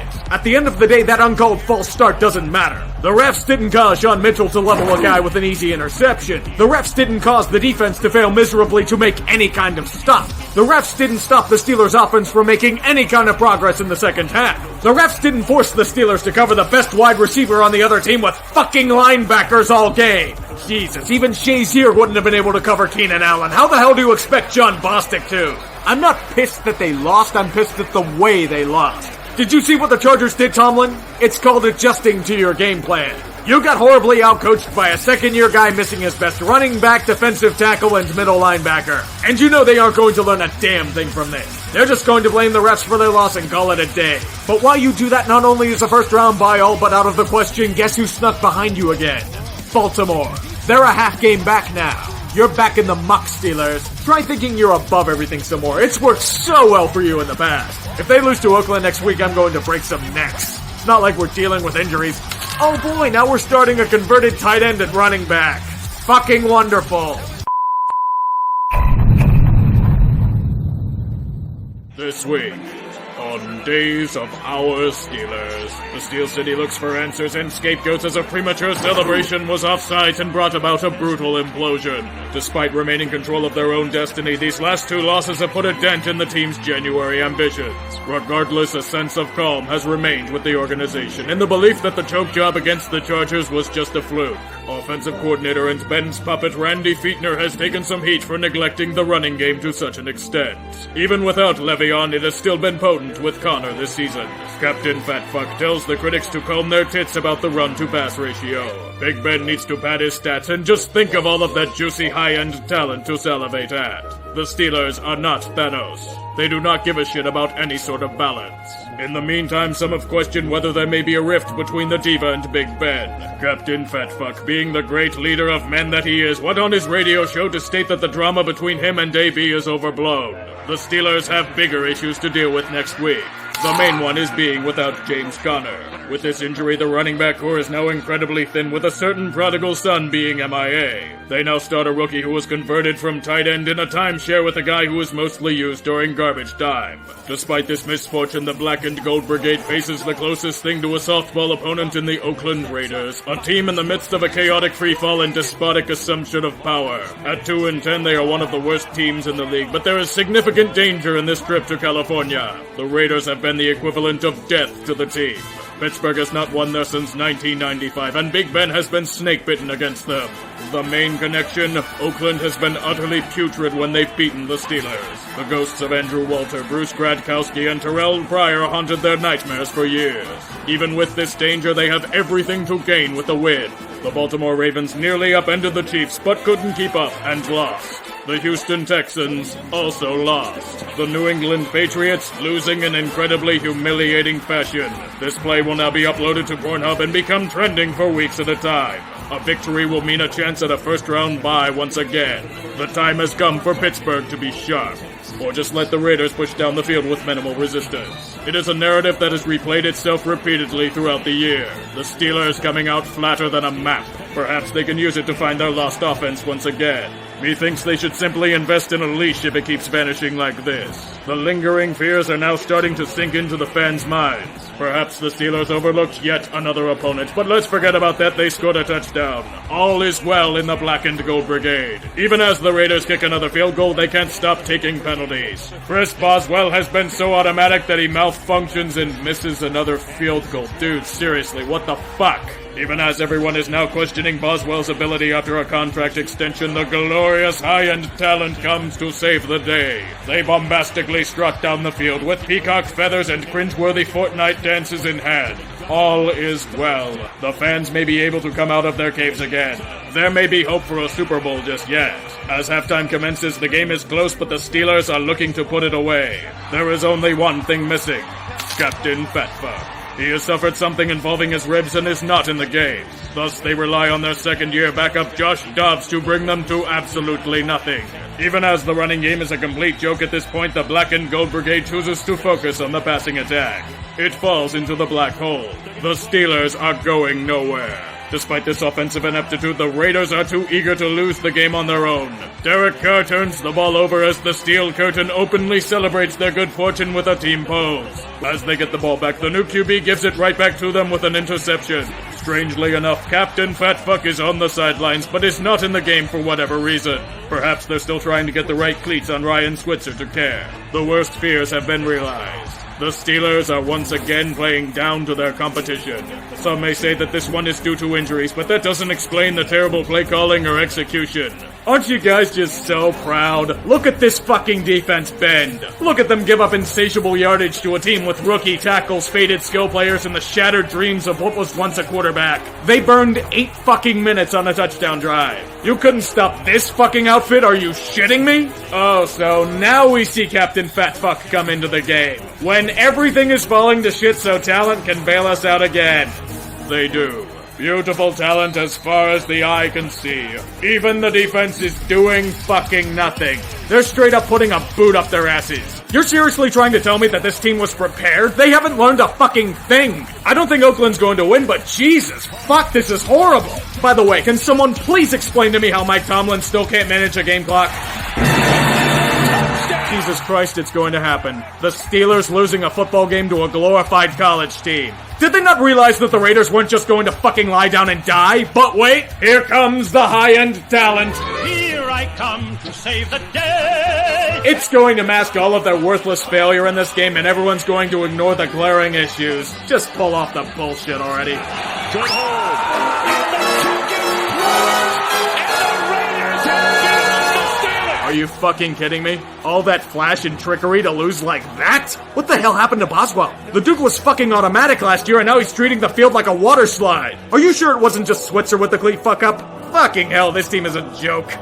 I can't honestly be shocked or surprised as most of you are. There was a part of my mind thinking that they were going to fuck this up, and by God they did. The Steelers pull this shit every goddamn year. It's hard to be angry when it's a tradition dating back to the days of Cower. Even then, the bar's lower than ever. You guys lost to the Raiders. This team has been openly punting the season since August and outright dominated in most games they've played. You were defeated by the NFL equivalent of Rutgers. A golden opportunity completely fucking squandered because the team chose to be cocky and arrogant like they always are. 12 years, Tomlin. 12 years in this league as a coach and you still don't know how to manage a fucking game clock. Why didn't you call your last time out? Why didn't you try anything different offensively? Why the fuck can't the defense cover a tight end if their lives depended on it? What are they gonna do against Gronk? Put Vance McDonald in coverage? Why the living hell was one of your best offensive weapons on the goddamn sideline while the offense was struggling? You know, he got looked at halftime. He got treatment. He came back out. We were waiting to see if he was going to be able to come back in. He was. Probably could have come in a series or so sooner, but we were in the rhythm and flow of the game. Okay, Tomlin, I'm going to pretend that I did not hear that because I could have sworn you just indicted yourself for utter incompetence. So please, let me clear my ears. Explain yourself, Mike. Probably could have come in a series or so sooner, but we were in the rhythm and flow of the game. You have got to be fucking shitting me. What the fuck kind of reasoning is that? Rhythm and flow? What goddamn flow? I saw a lot of terrible and dog shit, if you could call that a flow. That offense had about as much rhythm as a Yinzer after 15 IC lights. This shit is grounds for being fired. I expect this sort of ineptitude from Hugh Jackson, that's how bad this looks. Look at this guy, firing off every cliche in the book about fundamentals, and the standard being the standard, and not living in our fears because we're going to jump off this ledge into a pile of spikes. This shit all adds up. The overconfidence in your schemes, the way the players are acting, the way everyone dismissed Oakland as inferior on the team. You looked past your opponent again, didn't you? Did you learn anything from Jacksonville? How much of a cheerleader are you? At this point, you're Baghdad Bob pretending everything is fine as there's drama coming out of this organization every fucking week. How the fuck don't you know if a player has the right fucking cleats before the game? It's a lack of focus to detail, just like every other year. Now they get to potentially be in the shit with New England and New Orleans coming up. High-end talent can't bail you out forever, Mike. Just ask the other Mike from Green Bay how piggybacking off Aaron Rodgers worked out for him. You better be thankful that the Steelers don't fire coaches or else you'd be out on your ass soon. This team fucking sucks. A fucking X-ray machine? That's your fucking excuse?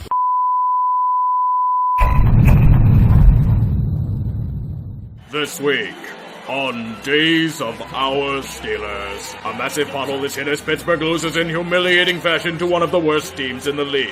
When Big Ben was injured in the game against Oakland last week, there were many wondering why he was on the sidelines but not playing. According to the Steel Bullet Bureau, the answer lies in the X-ray machine. It was apparently outdated equipment, which led to an inconclusive analysis. The incompetent piece of machinery was sent to a gulag to spend its last days performing grueling physical labor. This excuse does not save the Black and Gold Brigade from the wrath of alumni, however. There is a former Steeler that has had enough. Rocky Blyer, one of the more beloved players in team history, went off on a Heinz Field rant in a Facebook video. He is tired of all the bullshit. He wants to see results from this underachieving squad. He states that Boswell should be cut for his failings, Keith Butler be fired for incompetence, and, perhaps, an end to the Tomlin era. It wouldn't be a surprise if he doesn't receive a Christmas card from them as a repercussion. Also, word of advice, prepare to be blocked by the Steelers on Twitter. Remember, real Steelers fans don't complain about their current situation. Even as the Steelers have squandered opportunity after opportunity these past few weeks, Captain Fatfucker shows us all there is no panic in the locker room.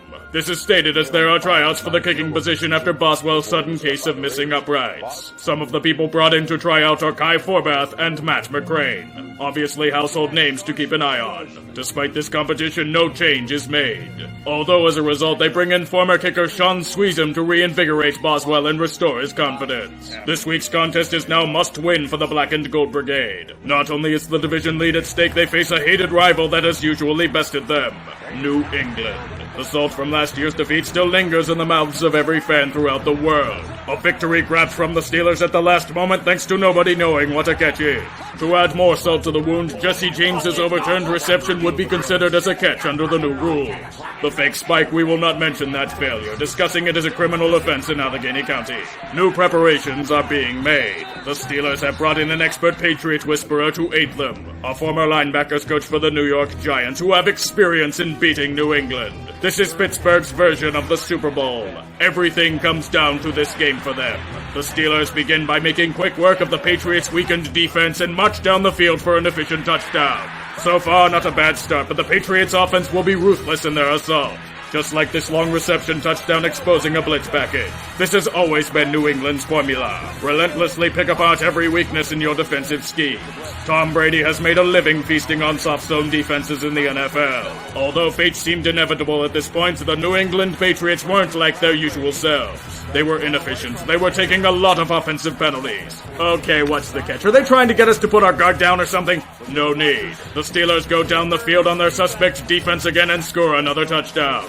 After this stroke of fortune for the Black and Gold Brigade, the whole affair transforms into a total shitfest. Both teams playing incredibly sloppy football that is unlike previous matchups. It's a very strange sight. Tom Brady moving around the pocket like a rickety old jalopy, and Rob Gronkowski turning into the geriatric Hulk with joint pain.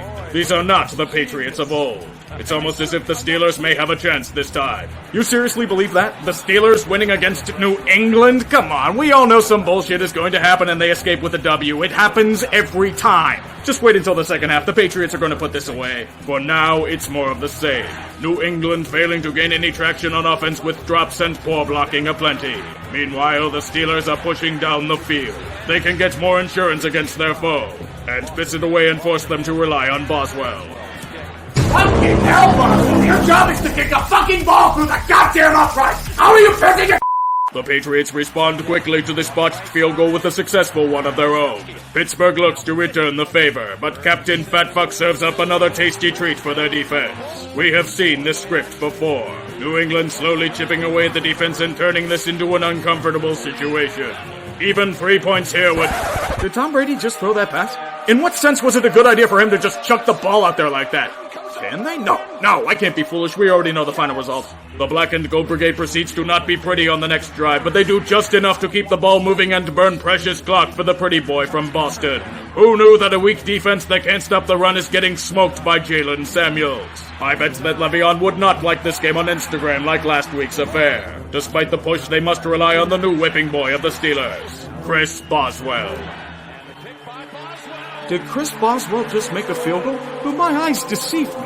Did a kick from Boswell somehow go through the uprights? Do I dare believe? Or will they break my heart again? Wait, hold on. Yes, they will, because this is New England and they'll pull a victory out of their ass like last year. Just you watch. They'll keep missing passes. Give him time. And again. I feel like I'm dreaming. First down yardage at the 6. Here's Brady down the middle. And it's knocked down. Incomplete. Oh my god. They beat New England. They beat New England. They beat the Patriots.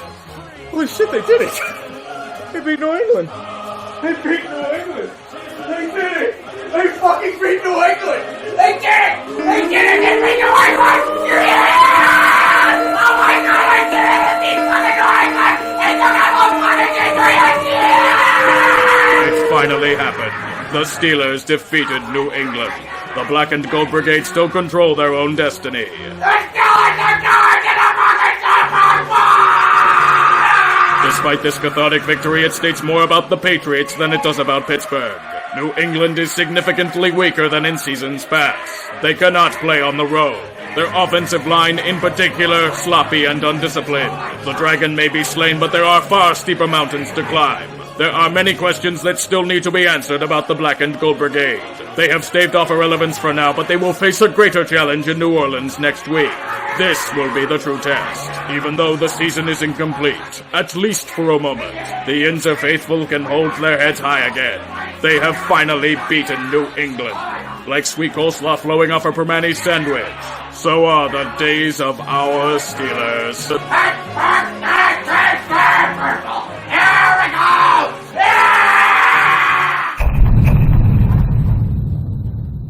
This week, on Days of Our Steelers, an exorcism of demons leads to their greatest test yet. Despite the win against their old foe in New England, the Black and Gold Brigade has no time to celebrate. There are greater battles to fight in the name of Lombardi. An NFL insider stated on a public forum that Captain Fatfuck suffered cracked ribs in the defeat against Oakland. As a great leader of men, he dismisses these allegations as fake news. A man of Ian Rappaport's stature is to be questioned, regardless of sources feeding him this information. Roethlisberger also came in the line of fire of one of his opponents. Cameron Jordan went on a relentless trolling brigade leading up to the game against the Saints. He states that Captain Fatfuck is neither a top 5 QB in his generation nor a Hall of Famer, even twisting the knife saying that Eli Manning is a better quarterback. Seriously? Eli? Come on, man, now you're just fucking with us. We merely await Ben throwing for 400 yards as a result of provoking the Hornets' nest. Due to the critical nature of this next football game, we have sent a corresponding Yinzer live to the scene of the action. Let's give him a few words. Let's just put it this way. This is of the utmost importance for the Steelers. Ravens won. Titans won. You can't trust the derp. Who knows if the Colts are going to win or not. But let's just put it this way. There's only one word that the Steelers need to do today. And you know what that word is? Win. It's gonna be a goddamn battle. For the record, yes, Indianapolis also succeeded in coming back against the Derp. As all three teams the Steelers are competing with for the postseason won, this game has now become must-win. If they cannot succeed, there may not be another chance for them to. Pittsburgh is entering hell, a raucous environment where the only sounds are fans hungry for the blood of their enemies. New Orleans seeks home field advantage in the NFC with this game. With Yinzer Vision on hand to witness the carnage, the battles will be fierce and tightly contested. This requires less cheesy deep voice and more of a serious tone. This matchup of talents begins in fury with deep shots and blows traded alike. Thank Sean Davis for not headhunting his own interception and giving life to the team. As Boswell proceeds to make another field goal, the battle continues with some of the most heinous fucking ref ball I've ever seen. How in God's name is that pass interference? And on a 4th and 1? You trying to make the Yinzers justified in their bitching? I think we can call that ref ball. My point exactly. Now New Orleans can just waltz into the end zone. They don't need any more help. The Steelers are already beating themselves with regularity. Despite Boswell making another field goal, the Saints once again march in for another 7 points. The Black and Gold Brigade needs to buckle down immediately. They answer the call. The Steelers may be masters at playing down to their competition, but they also have the uncanny ability of playing up to great challenges as well. It's one of the more frustrating aspects of this team over the past 15 years. As Captain Fatfuck needs to make Cam Jordan eat shit, he strikes daggers to AB and Juju. The Saints' Achilles heel is exposed. They cannot stop the Steelers' high-end passing attack. Eli Apple is still as shit as he was with the Giants. A touchdown is scored, and a 2-point conversion brings this game back to a deadlock. Even as the Saints storm back for a field goal before halftime, there is hope in Yinzerland. Give you a little update, 17-14 Saints. I mean, that's how I figured exactly what it would be. Steelers are really close, very tight game, a lot of competition. I mean, I'm nervous as hell. Not gonna lie, the inner Yinzer in me is not doing too hot, but I mean, it's a great game of football. Well, except for the horrible pass interference. Thanks, ref. The Steelers can do this. They are playing with a fire and heart worthy of champions. This thinking is halted as the Bayou Fever storms throughout Bourbon Street with hand grenades and hurricanes in hand.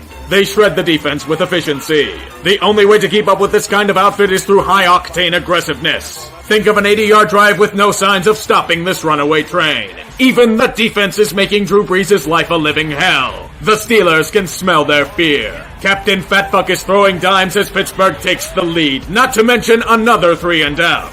The Black and Gold Brigade is doing the unthinkable, marching the Saints out of their own building. Literally nothing they do can stop them. It's Ridley.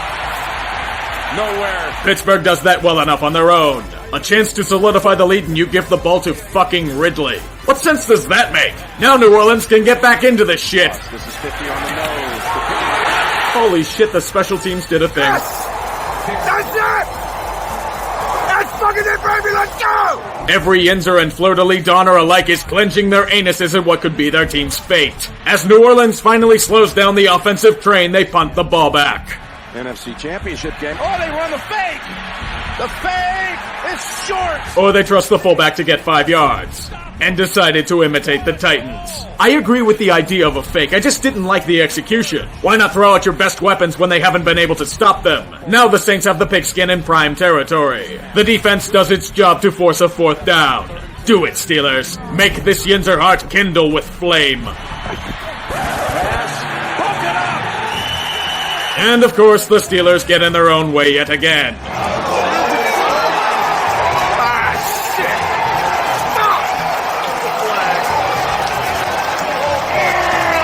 Despite New Orleans' effort to hand the game away, the Steel Curtain bent to give up a fucking 3rd and 20. And then gave up a touchdown to relinquish the hard-earned lead. Okay, here's the idea. You still have minute 25 left. No timeouts, but you have 3. If you still can do the offense like they've been doing, I don't know if it'll win, but this drive could be the difference between the postseason and a bitter end. 85 seconds to fulfill their destiny or face agony. 4th and 15. Here I come to save the day. You know, AB may be a metastasizing cancer growing by the day, but holy shit can he catch a football. High-end talent is going to be the key for this win. The Steelers will push onward towards their glorious fate.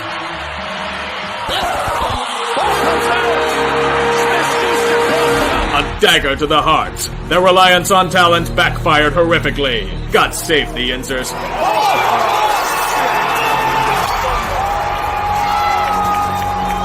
A great battle and teasing of a stunning victory only brought about horrible, agonizing pain. The Steelers had failed in one of the most brutal ways imaginable. By their own doing. The Saints secure the number 1 seed in the NFC as they have another statement win to their season. As for Pittsburgh, lamentation. The Black and Gold Brigade has failed in their quest for victory. It's nothing against the team. They played with heart, hunger, and intensity. The Steelers played a solid game. Unfortunately, solid isn't good enough in the Superdome.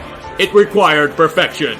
They weren't. As they have shot themselves repeatedly, Pittsburgh now stares death in the face. They no longer control their own destiny. Baltimore now holds serve in the AFC North, and the Colts and Titans fight each other for the 6th seed. Some may argue that ref ball was the major factor in this loss, but the team still had plenty of chances to put this game away. They were unsuccessful in their efforts by means of questionable play calling and New Orleans' own abilities. The better team won this game. There should be no shame, but it's a potential death blow to the season. Do you know what would have eased the sting of this loss? Not losing to the fucking Raiders. Or pissing away countless opportunities against the Broncos. Or blowing a 16-point lead against a Chargers team dead to rights. Any of those reversed and you wouldn't have to rely on pulling off the near impossible. This season is Rosie Nick celebrating a first down. When they aren't anywhere near it. The Steelers have no one to blame but themselves for this predicament. As for Week 17, the Yinzer faithful must sleep with an enemy to slay a greater one. They must become Browns fans. Cleveland is, ironically, the only hope for a Steeler entry into the great grind of January. That's also not considering their opponent in the Bengals. They may be beaten into the mud, but as Oakland can attest, you can never take any team lightly. Especially with this much on the line. As the fears of the Three Rivers meet in hell, so are the days of our Steelers. Ball comes out. Smith-Schuster crossed it up.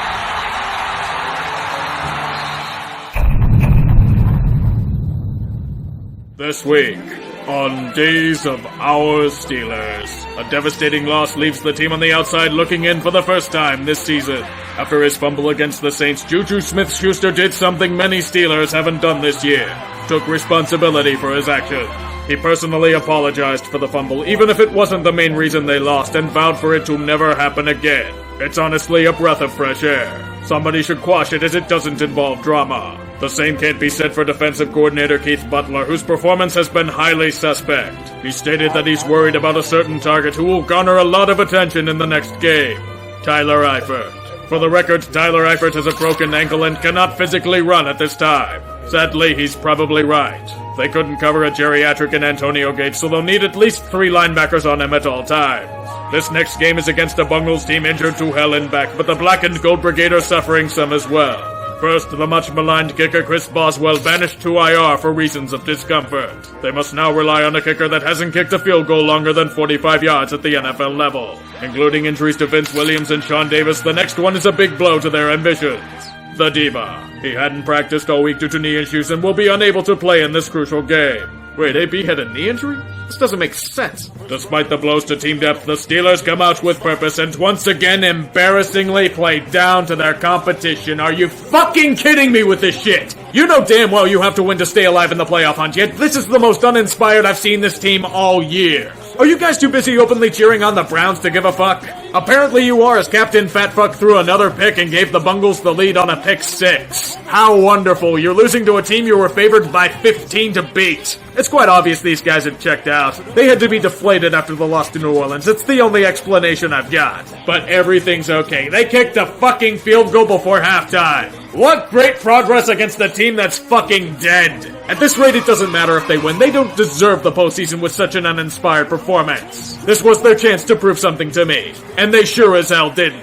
This can't be all related to the Diva. In no way does the offense look this damn flat against a team with a defense close to an SEC outfit. I kind of feel they were too busy worrying about games other than their own. Doesn't matter in the long run as the Black and Gold Brigade did the bare minimum to win thanks to their new kicker Matt McCrane having a pretty solid day. Well done, boys! You beat the Bungles! A team that would probably be beaten by Alabama handily with how battered they are. I should bring you guys home and let you fuck my sister. Now they must sit and wait for Cleveland to do their part. The scene in Pittsburgh is something out of the Twilight Zone. Nobody's left the stadium. Steelers fans cheering for the Browns. The team readying AFC North shirts for their triumphant victory. Cleveland is marching down the field. By God, it's destiny. A 4th and 10. And here they come. Mayfield's pass.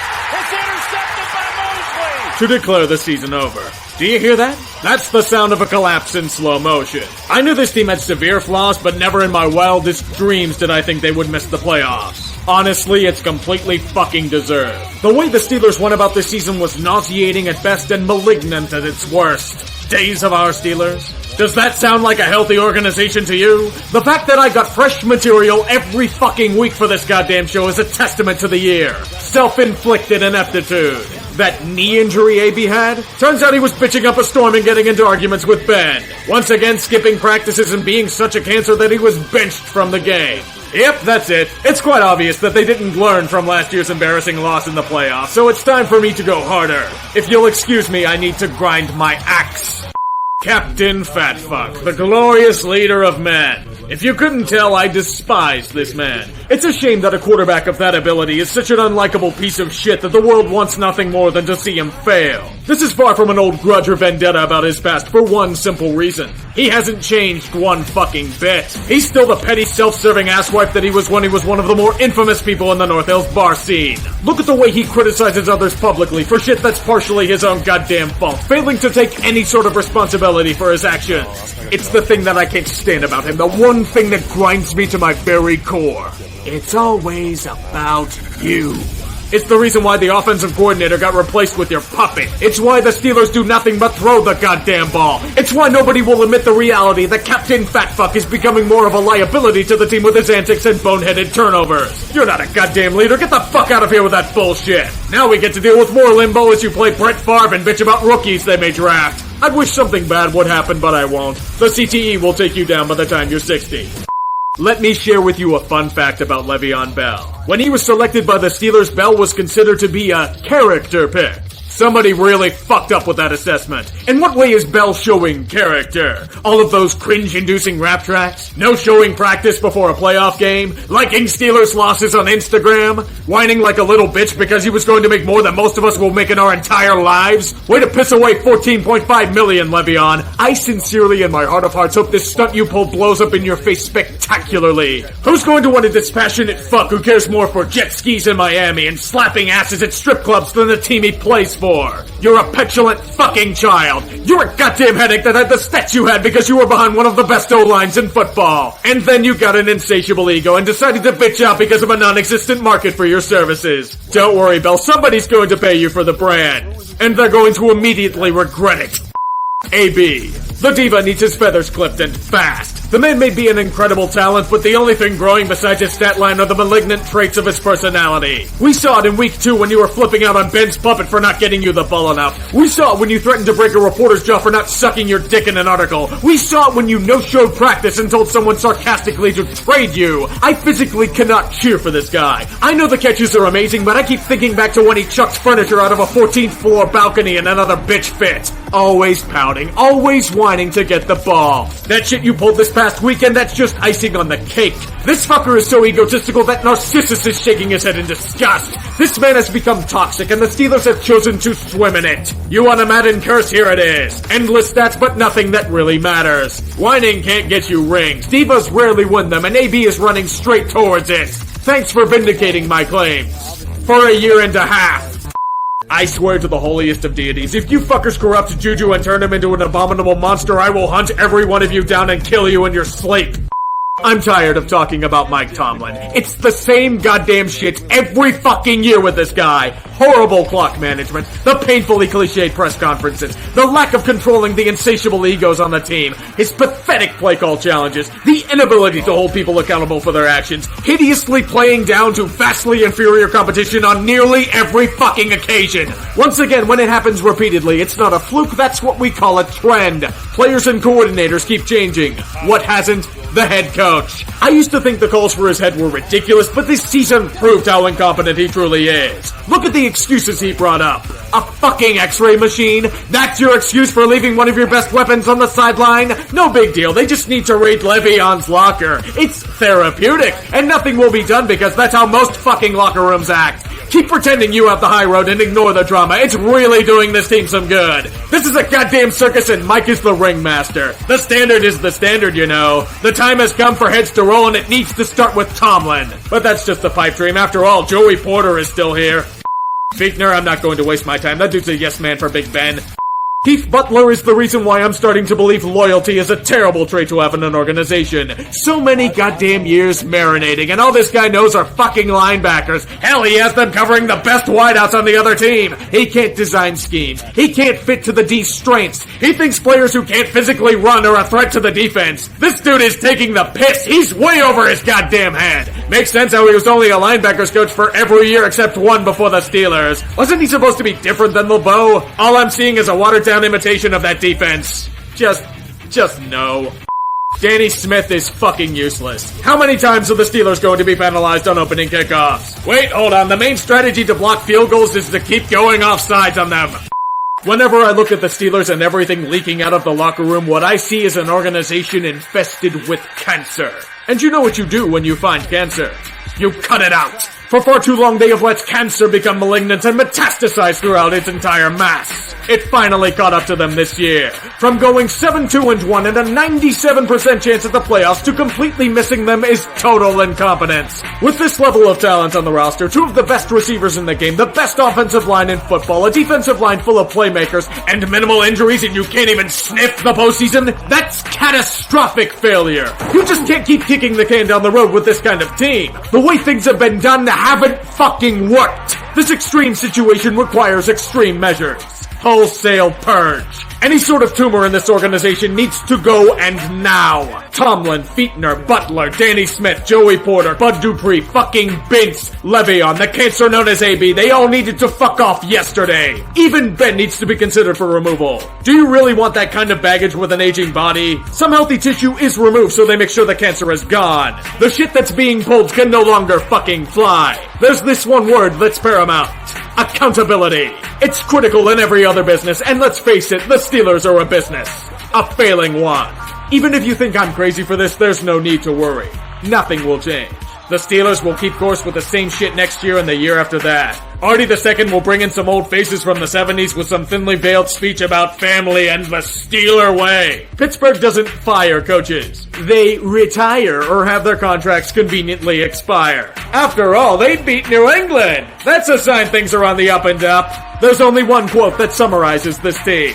Remember, the saddest thing in life is wasted talent. You could have all the talent in the world, but if you don't do the right thing, then nothing happens. But when you do right, guess what? Good things happen. At the end of the day, that's all this team is. A waste. And it will continue in perpetuity at this rate. Nothing has shown me that they want to change. With the actions shown, I see nothing but arrogance and the inability to even take a shred of criticism. What they can't block is that they have no one to blame but themselves for the predicament they're in. They're becoming more and more of a joke as time passes. And it's going to continue because of stubbornness. See you next year. What the hell do you mean we're not done? What the fuck?! Can someone please explain to me why the hell I'm doing one of these episodes when a game hasn't been played in over a month? The players get to rest, why can't the drama? God damn it, I'm gonna look like such a view whore. Tonight, on a very special episode of Days of Our Steelers, a silly season of antics and disappointment leads to a barrage of accusations and finger-pointing. When we previously left off, the Diva was under an intense microscope as a supposed knee injury was revealed to be something far more sinister. AB walked out of practice after an apparent argument and didn't return until game day. He had abandoned the team. Despite this, AB still felt entitled to play in that Sunday's game against the Bungles. Even as Brown refused to take a coach-mandated MRI, the Diva came in expecting nothing to occur. He was wrong. Mike Tomlin, angered at his wide receiver's defiance, benched him for his transgressions. If he were to play, it may have caused a mutiny within the locker room, so we're told. It was with this experience boost that the Diva would evolve into the cancer. To complete his transition, he left the Week 17 game at halftime. It's at this point where months of pent-up emotions and drama finally boiled over and came to a head. A season which some players in the organization likened the team to the Kardashians gave us enough material for ibuprofen to be completely ineffective. Even when the Black and Gold Brigade was out of the playoffs, they were still the center of attention. It turned into an affair of he said, she said shit-slinging that would fit in a high school cafeteria. AB's side of the story paints Captain Fatfuck as a big meanie McPoopy Pants. He states that the leader of men had constantly criticized and berated Antonio in practice and meetings, the cutting blow being at that faithful practice. Ben wanted AB off the field for running the wrong route yet again. Thus, the diva exploded and walked out.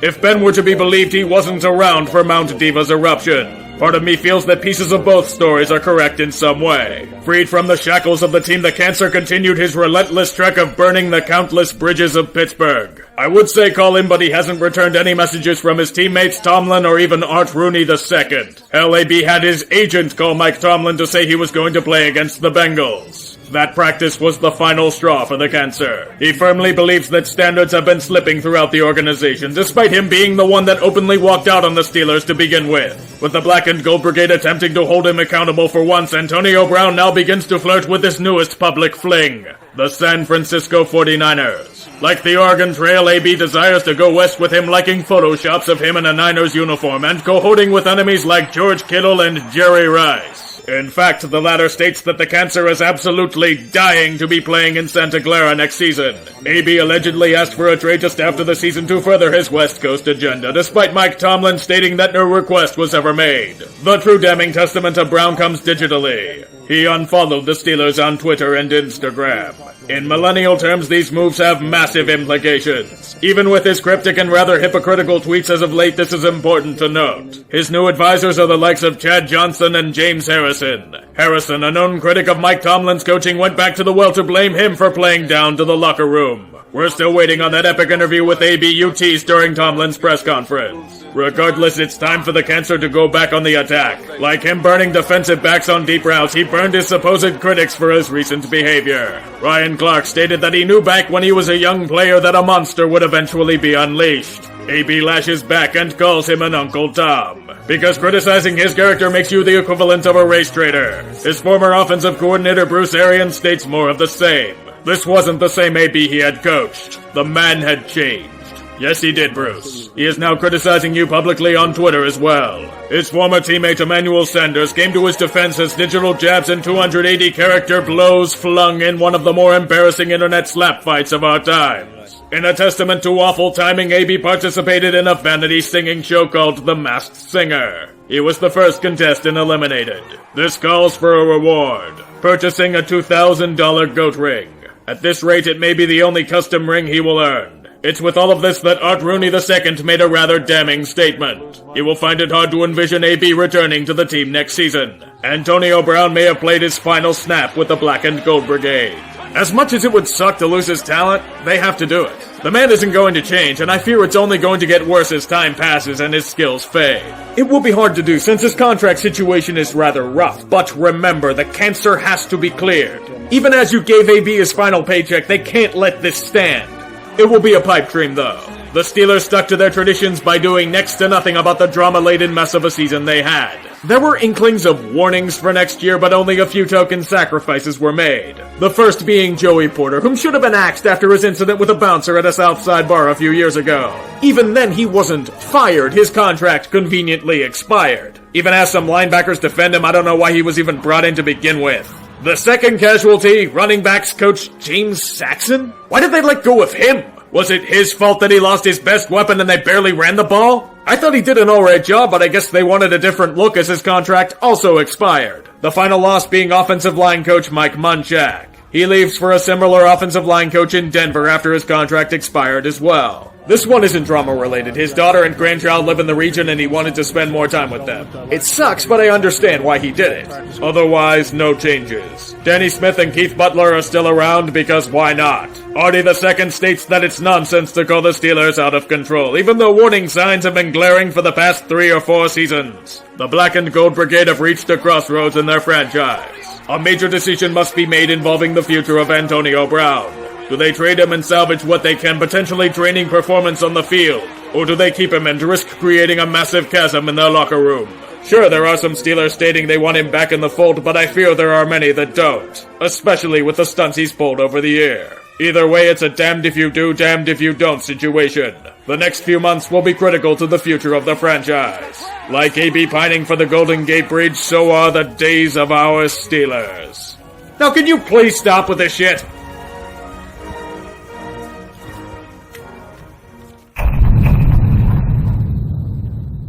Tonight, on Where's My Liquor, the Antonio Brown saga reaches its climax as he continues his narcissistic assault on the Black and Gold Brigade. In his hacking and slashing of both his reputation and goodwill towards the city of Pittsburgh, the cancer was caught up in yet another embarrassing dilemma. One of his exes came over to his house to drop off his child. This is when the woman demanded money to pay for her hair appointment as well. He had refused, but AB's former fling was persistent and refused to let him close the door. This had set off Antonio. He treated her like an opposing cornerback, setting up in a blocking stance and pancaking her onto the ground. When she called police to his house, she refused to complete a victim affidavit, so charges were not filed against the cancer. No word on if AB's ego was bruised in the process. Despite yet another black eye to his reputation, AB's lawyer believes that there is a witch hunt going on. He has openly accused the media of trying to actively defame Brown and his sterling character. Don't worry, sir, he's doing a good enough job of that by himself. This was confirmed as he no-showed a court hearing for a previous speeding incident on McNightmare Road several months earlier. More than likely giving zero fucks about it, the cancer was found guilty of reckless driving. This is when a boiling point was reached. Weeks of allegations and inquiries have given him no choice. He openly requested a trade by means of Twitter. He feels he has been used as a scapegoat by the fans and the team for far too long. The Steel City is going to miss him when he's burning their awful secondary for long touchdowns. And perhaps bitching on the sidelines for not getting the ball enough. The real ire of the fans' wrath, according to him, should be on Captain Fatfuck. He has an owner's mentality. He is far above any sort of criticism in the organization. If someone dares to call him out on the truth, quote, "they meal tickets gone." Proper grammar need not apply to such an accusation. Regardless of high tensions, he agrees to meet with the increasingly spineless Art Rooney II in a private meeting. He listens to AB's more than likely baseless accusations, and both come to the agreement that they need to go their separate ways. Despite being dunked on repeatedly by the whiteout, it's the best option for all parties involved. It's too bad there's still the issue of most of AB's salary this year being converted into a signing bonus. This was done in order to secure the money needed to franchise Le'Veon Bell. Another move backfiring horrifically. Speaking of the lost prodigal son, a final decision on his future has been made. Despite potentially flirting with the transition tag and prolonging this frustrating affair, the Steelers have chosen to cut their losses. They will neither franchise nor transition tag Le'Veon. The Bell saga is officially over.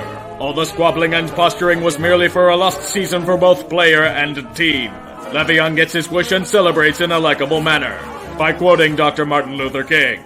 May the team that signs him be warned about giving him the guaranteed money he desires.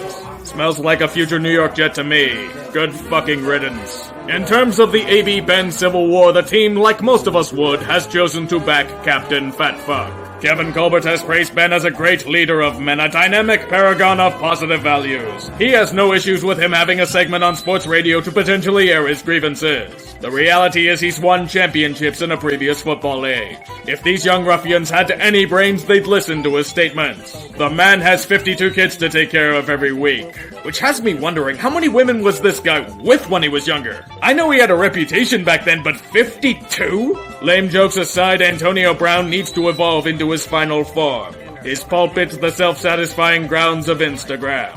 It may be a pivot for more guaranteed money. It may be him refusing to answer Big Ben's calls. It's time to introduce his new identity to the world.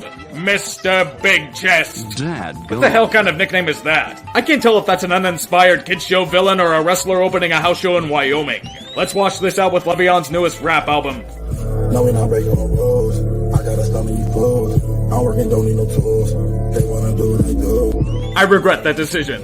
Just like most of us watching the cancer bash the Steelers organization for roughly the 64th time this offseason on a platform with LeBron James, who knows a thing or two about ripping a city's heart out with a move.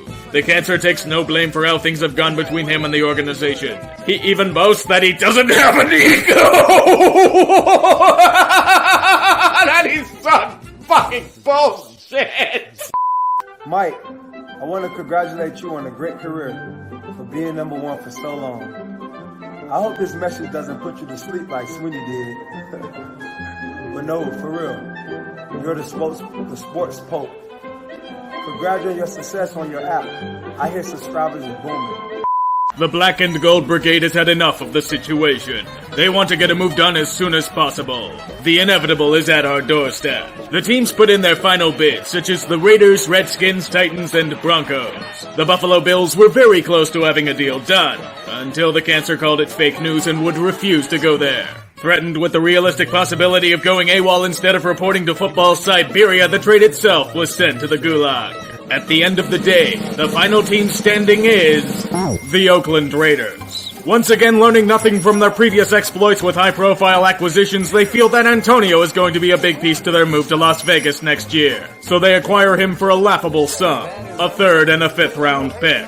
It may be significantly below market value, but then you remember the Mr. Big Chest, deliberately committed self-sabotage and destroyed his appeal to other teams. Demanding a new contract doesn't exactly endear yourself to the league. The fact that the Steelers chose to swallow over $21 million in dead cap, yet not even get a 2nd round pick for a Pro Bowl caliber wideout is a damning statement. The sad truth of the matter is, I don't even care about the awful return.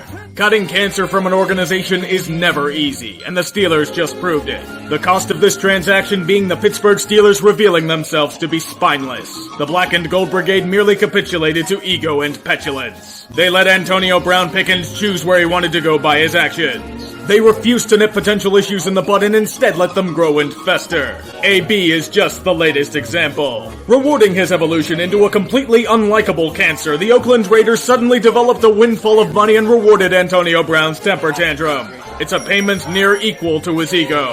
A $20 million pay raise. Over $30 million guaranteed. So you're telling me the Raiders will cry poor and not pay a generational defensive talent in Khalil Mack, yet open several vaults for a malcontent on the wrong side of 30? Remember the last time a team tried placating AB? We got this situation. Also, didn't the Raiders try this buy-low stunt before with Randy Moss? I'm just waiting for the moment where they trade him to the Patriots a few years down the road at this point. Remember what Larry Fitzgerald warned Brown about. The grass isn't always greener on the other side. Rambling aside, thus hypothetically ends one of the more frustrating eras of Steeler history. A time where they boasted incredible talents never seen before, only to let their own arrogance consume their ambitions whole. A group that should have at least competed in a Super Bowl got nowhere near it.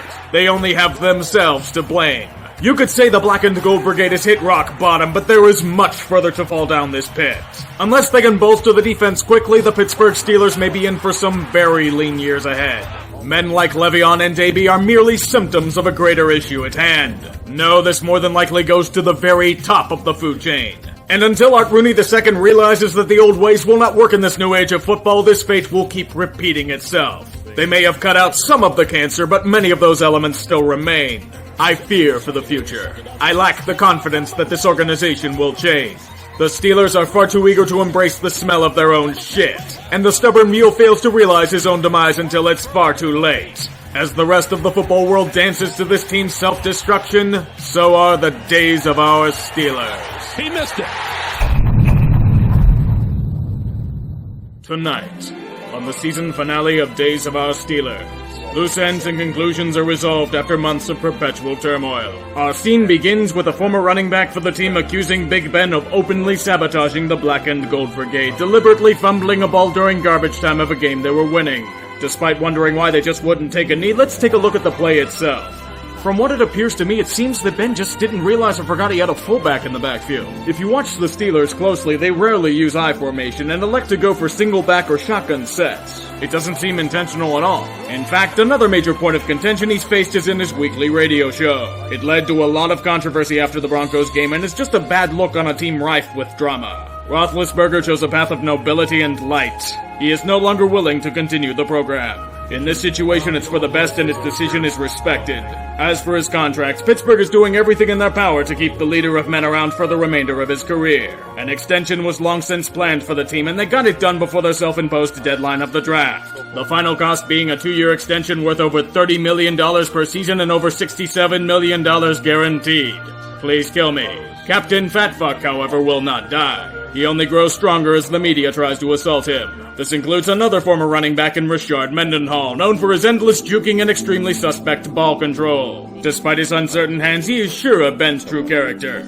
He is a racist. He was so certain of this conclusion that he redacted it several hours later. With such elite backpedaling, he should be signed as a cornerback to replace Artie Burns. Antonio Brown, however, continued to make waves outside of the organization. As a true lover of himself, he proceeded to pick another fight with a wide receiver. This time it was his former wingman in Juju Smith-Schuster. He mocked him for his costly fumble against New Orleans, despite the real person he should be bitching at is Stephon Ridley.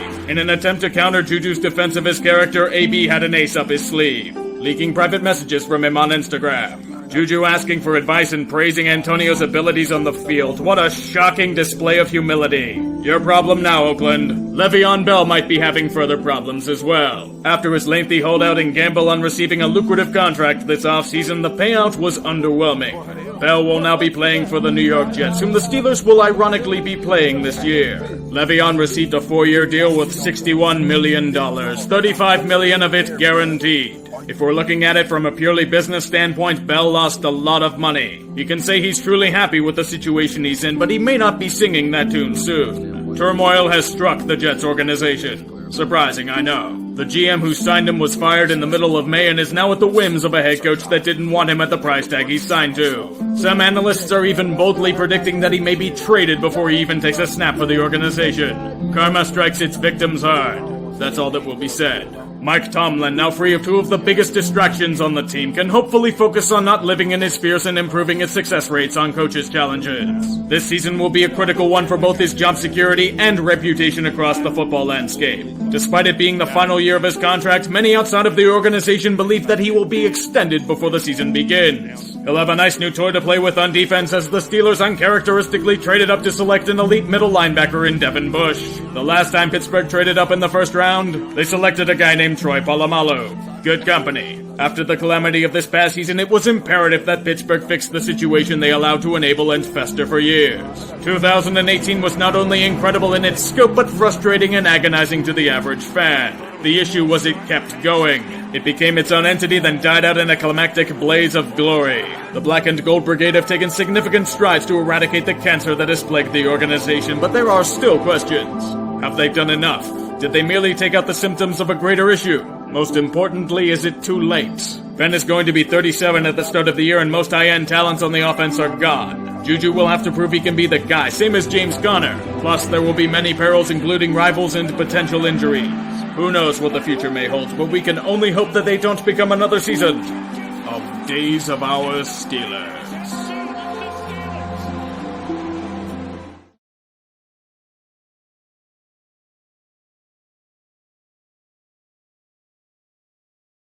Previously on Diva. At the end of the day, the final team standing is the Oakland Raiders. So they acquire him for a laughable sum, a 3rd and a 5th round pick. Rewarding his evolution into a completely unlikable cancer, the Oakland Raiders suddenly developed a windfall of money and rewarded Antonio Brown's temper tantrum.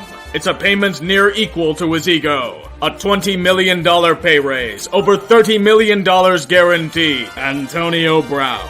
His entrance into Raider Nation was a harmonious time. It was an escape from a toxic situation. The Steel City had betrayed him. They would not placate to his demands any longer. With his trade to Oakland and over $30 million of guaranteed money, a new age would begin. Antonio would shed the toxic uniform of the black and gold for the liberation of silver and black. His opening press conference with the team would confirm just that.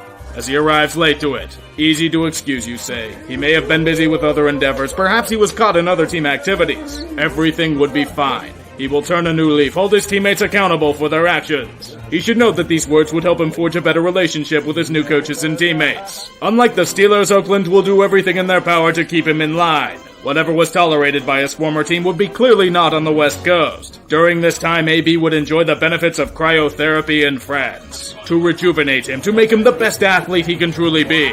Unfortunately for him, there are these nasty safety recommendations that AB failed to follow in terms of foot protection. The result was extreme frostbite, limiting him from his intense training regimen in the camp that is to come. But our friend Antonio would not be one-upped by anyone in this regard. Last year he arrived to camp by means of private helicopter, but he would need to make this one special. A new team deserves a new start. The wonders of the hot air balloon. No, there was absolutely no need for subtlety, especially after the offseason of escapades went for him. He doesn't need to since he won't be participating in the first few weeks of camp due to the frostbite. After that healed up though, it should be smooth sailing and heading to peace, right? Well, not if the NFL would have anything to do with it. It unfortunately turns out his preferred helmet, the Shut Air Advantage, no longer met the league's minimum safety requirements. He wasn't the only one. Tom Brady also had this dilemma over the past year, but has chosen to change to a new helmet. AB was not someone to be tamed, however. He wanted his precious helmet no matter what. He would even threaten retirement if he didn't get his wish. Seriously though, man, giving up tens of millions of dollars over a fucking helmet? Come on. The antics were starting to pile up like a crash on the Golden Gate Bridge and nothing would stop it. Brown, in his rather diva-ish ways, chose to make a public spectacle. He filed a grievance against the NFL for the helmet, only for it to be denied. As a result of the helmet issue, he proceeded to no-show practice. I know, shocking considering his past year of behavior. It's at this point where the Raiders are starting to have enough of his shit. They were once supportive of his plight, but now they know he's pushing it too far. A lesson needed to be learned. He was either all in or all out for the team. Most normal people would give it up and simply settle on the new helmet, despite the inconveniences they may or may not bring. You may notice by now Antonio Brown is not normal. He took to social media to secure an updated Shut Air Advantage helmet for the season. It appears that he did succeed in securing one, only for the NFL to deny it as well. A second grievance was filed towards the Shield, and unsurprisingly rejected. It was fortunate that he was able to find a new helmet to wear so we can put this whole saga behind us and focus on what Antonio does best. It's at this time when we come to a dilemma. Is AB's best ability catching the football or creating incredible distractions? Once again, the Raiders are trying to corral the ego of Antonio Brown. They are practicing tough love by holding him to the same standard as everyone else. Cumulative fines of $53,000 for the practice no-show and not participating in a mandatory walkthrough are levied. This is where things get very convoluted. In most circumstances, a player would accept the fines and deal with them privately. You would guess, yes, but even worse. He published the official documentation of the fines on social media, criticizing them despite being completely in the wrong. No, Mr. Brown, you have no leverage here. They aren't hating, they're just trying to enforce their own goddamn rules. You're just chucking rocks at a hornet's nest. Next, you will tell me that Raiders management will get angry that AB went over their heads. Hold on, let me express generalized shock. Mike Mayock wants his team to know that nobody is above the law, and yes, this includes the diva in question. Unlike in Pittsburgh, they're not going to bury everything in order to placate him. They will confront him on his actions. Antonio, unsurprisingly, did not take this well. He was openly hostile with Mayock, verbally assaulting him for damaging him and his character. In typical bridge-burning fashion, he threatened to punch him in the face. When in doubt, threatened physical violence. In fact, up the ante by calling him a cracker and a bitch. That's definitely the way to get in management's good graces. To top it all off, he punted a football and said, "Find me for that." Be careful, if it's a 50-yard punt, you may be stuck on special teams duty. Even more than being restrained by Fontes during the exchange. Yes, that one. Probably won't happen since the big statement was made. He unfollowed the Raiders and Derek Carr on Instagram. Considering he lives on social media, this is probably more damning than anything. Like, dude, what are you doing? We scorned bridesmaids in Pittsburgh knew any team you went to was going to have their hands full, but to implode before playing it down? You do realize that everyone now thinks the return the Steelers got is a steal, right? All you're doing is proving every one of your critics right. And it may cost you everything. The Raiders plan on suspending Antonio for an undetermined period of time. If the dice roll a certain way, it may even cost AB nearly all of his guaranteed money. They could cut him for no penalty if they so desired, if this is the case. It doesn't matter the talent if you can't get onto the field, you know? Where does this lead the Raiders? Will Antonio Brown get the message and focus on his talents? Is Mike Mayock trying too hard to be a hard ass? Does John Gruden have to make a tough decision regarding this brewing civil war? We will answer that right now. They will do nothing. AB is not suspended and will in fact be starting in week 1 of the NFL season, thus guaranteeing his money for 2019, undercutting Mayock and making him into an organizational puppet. The Raiders just look really spineless here. You had a situation to tell your team that nobody was above the logo on the helmet, yet Gruden chose to appease a diva's fragile ego. Remember, they said the worst was over when they gave Hitler the Sudetenland. Everyone knows this will flare up again. It's only a matter of when. What a joke. In the meantime, I once again wanted to thank Sports Betting Dime for sponsoring this video. Remember, their championship trackers are your friend. Use them often. Seems like a good morning indeed. I can get some yard work done, work on a few long-term projects, a nice, relaxing day. Can you please stop for 5 minutes? To think I was expecting things to die down for a few weeks before AB decided to strut the peacock feathers again. No, this event would occur as the rendered video was cooling down. Things seemed to have calmed, but Antonio took to the skies of YouTube to release a video on the situation. This is no ordinary video, you see, for Antonio has intelligence. He released a private conversation between him and John Gruden. Why is this a problem? One-way recording without the other person's consent is illegal in the state of California. I don't care that Gruden apparently thought it was awesome. He violated law and broke the fucking trust between him and the coach. Okay, but that should end it. Let's just go to sleep and reassess everything in the morning. I can't have a moment of peace, can I? The Raiders barely had AB back into the fold again, so what do they choose to do? Try and reinstill discipline on the diva, because that worked so well the last time you tried it. But this time, he would have to learn a hard lesson. Antonio Brown had punted a ball and said, "Find me for that." And they did. For over $215,000. Better have been a great pun and argument, since this comes with an added bonus. All of the guaranteed money is now void. Antonio Brown has pissed away $30 million, and for what? His ego? Instead of just going out there and doing his job, he chose to pout and bitch up a storm about every goddamn thing under the sun. He learned nothing from Pittsburgh. He put himself over the team yet again, and it may have cost him everything. Hell, these are even worse than the stunts he pulled as a Steeler. AB unsurprisingly outright refused to play for Oakland. He had demanded his release via Instagram. With the guaranteed money no longer in play, what was the point of playing for a team that didn't give him incentive? Why should he have to earn his paycheck week to week? He's Antonio Brown. He always gets what he wants. This time, the Raiders would capitulate to him. Antonio Brown was released. From an emotional apology 24 hours earlier to burning the last bridge out of town as a final fuck you. Ladies and gentlemen, this is how you destroy a career. The Raiders may look like absolute shit here, but the big loser is Antonio Brown. Pissing away more than 99.9% of the world will ever make him potentially his entire career down the drain because he couldn't keep his fucking head in check. Even worse, after all of this, he still considers himself the victim. He thinks he's free because he sabotaged his own reputation through a series of fucked up events. Look, AB, when people like O.J. Simpson and T.O. are telling you to calm your tits, I don't think you're as much of a victim as you think. The thing that angers me the most is that he had it all. Godlike athleticism, ability, money, fame, adoration. Yet he squandered it all out of pettiness. At least with guys like Gordon, Bryant, and Blackman, they fell due to trying to escape their demons. With the diva, it was his desire for more. What he had was never enough. All the love and care and adoration in the world wouldn't have sufficed. He just wanted to go higher and higher. Antonio must have never heard about Icarus. So where does this leave AB now? Well, he's out tens of millions of dollars, his professional reputation in tatters, 2 scorned fan bases in his path, and a future of serious doubt. No, I don't think his professional career is over. There's going to be a team desperate for his talent that thinks they can control him. What, you expect a real team like the Patriots to gamble on taking in this cancer? That'll be the day. And what a shocker, he got another job quickly. The newest team he'll be ruining is... Are you fucking kidding me? Dad, go. Fuck everything. Seriously, fuck everything. Duke got rewarded with a stronger team by pulling another fucking temper tantrum. A $15 million salary and $9 million signing bonus. For that preseason? Yeah, he took a pay cut with New England, but it's a 1-year deal. He'll make that money back when another stupid team gives him a new contract. You know he's going to turn into this goody two-shoes now and put up all-pro numbers. It's what the Patriots do. The rich get richer. We're gonna turn into a salt mine by October, good Christ. You can't keep getting away with this! He can't keep getting away with this!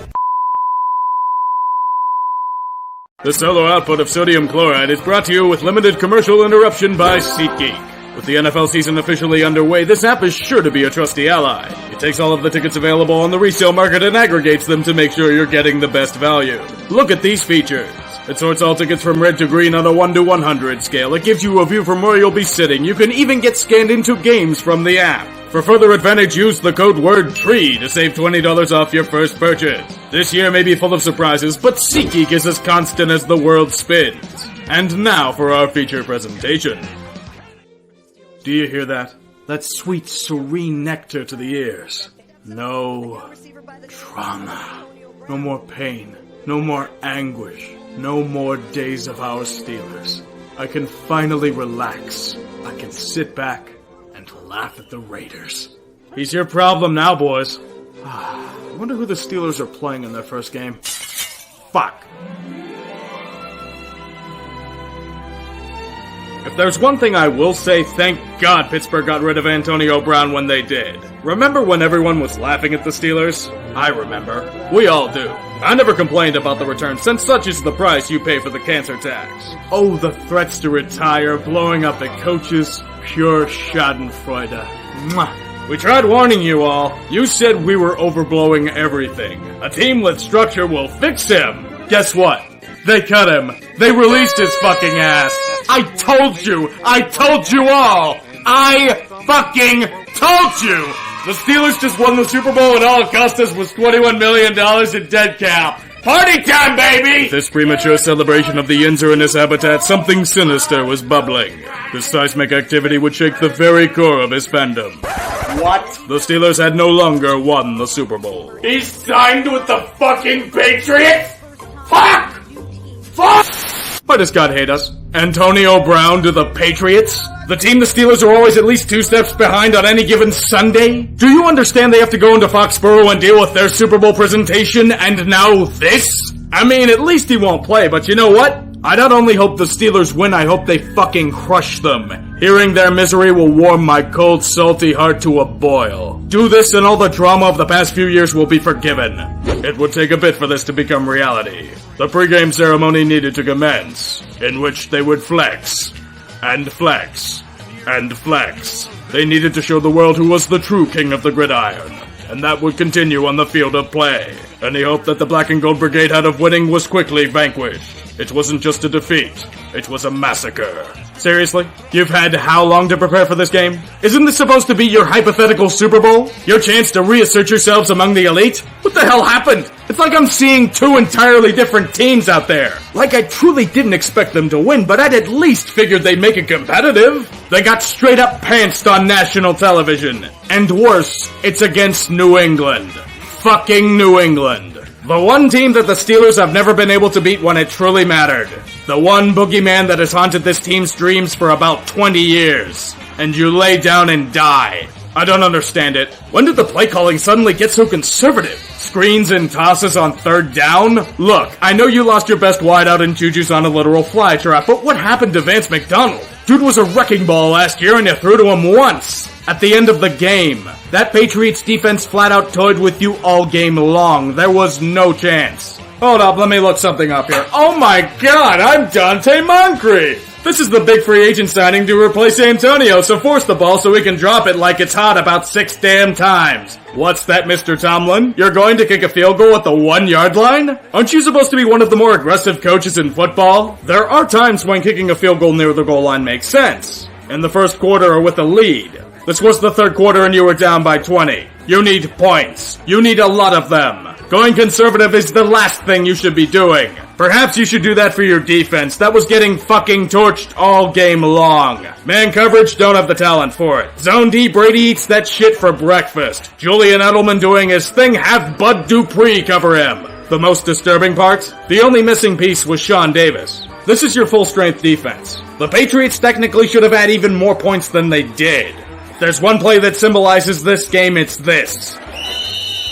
False start. Offense. All alignment except for the center. False start. Everyone except the center. The entire league is moving, but the Steelers missed the snap and just held position.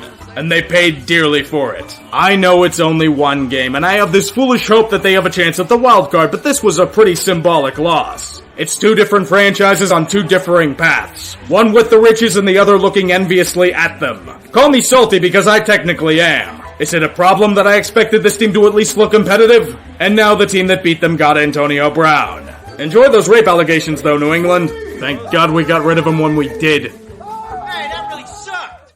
Dear Antonio Brown, can you ever shut the fuck up? For like a day? Maybe 2? If we're lucky, it can be a week. You can keep your head down, you can catch a football for millions of dollars and laugh at us insignificant critics as you put up Pro Bowl numbers again. You're on a serious Super Bowl contender. You have a new helmet deal. You got everything you wanted. What the fuck is enough? Seriously, stop. Fucking stop. This is what I get for sticking my dick in crazy, isn't it? Stop the ride. I want to get off this train now. Tried warning you all. The Patriots would control him, you said. Nope. Big ol' nope there. Not even before the ink dries up on the contract, Antonio is accused of rape. Nothing screams the Patriot way like having a happy ending, be it willingly or forced. He'll fit in fine, you said. He fucking Superman'd the woman. If there's anything that screams humiliating, it's that move. As long as he pulls that off on the field, Antonio will be fine now. The statute of limitations has lapsed and he won't be charged for these allegations. Now we can at least get to football. Antonio Brown managed to play a game. Shocking, I know. He had a few catches and even scored a touchdown. Pats fans are hoping it's the first of many with their team. That would be the case if this wasn't Antonio Brown. AB does not understand logic. He only cares for his own interests. Another article came out a few days later with more allegations. One including a doctor who was stiff for payments. And learned that Brown's favorite TV show is Terrence and Phillip. Yeah, sounds like him, alright. The big issue, though, was another woman coming forward with allegations of sexual assault. Sounds like hearsay, but just like him wearing nothing but a loincloth, he decided to be a fucking idiot. He intimidated her in text messages. He sicked his posse on her. He doxed her kids. He did it all without using a burner phone. What the fuck is wrong with you? Do we need to put you in a jail cell next to Felipe Vasquez? Is this worth losing your sponsorships with Nike and Zenith? Is it? But he still has a job, you say. He's fine. Are you ready for some news, boys? You ready? You want to hear it? They fucking cut him.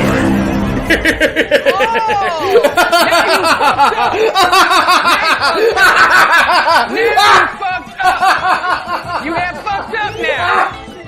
Now you fucked up. Now you fucked up. Now you fucked up. Now you fucked up. Now you fucked up. I'm going to ask again.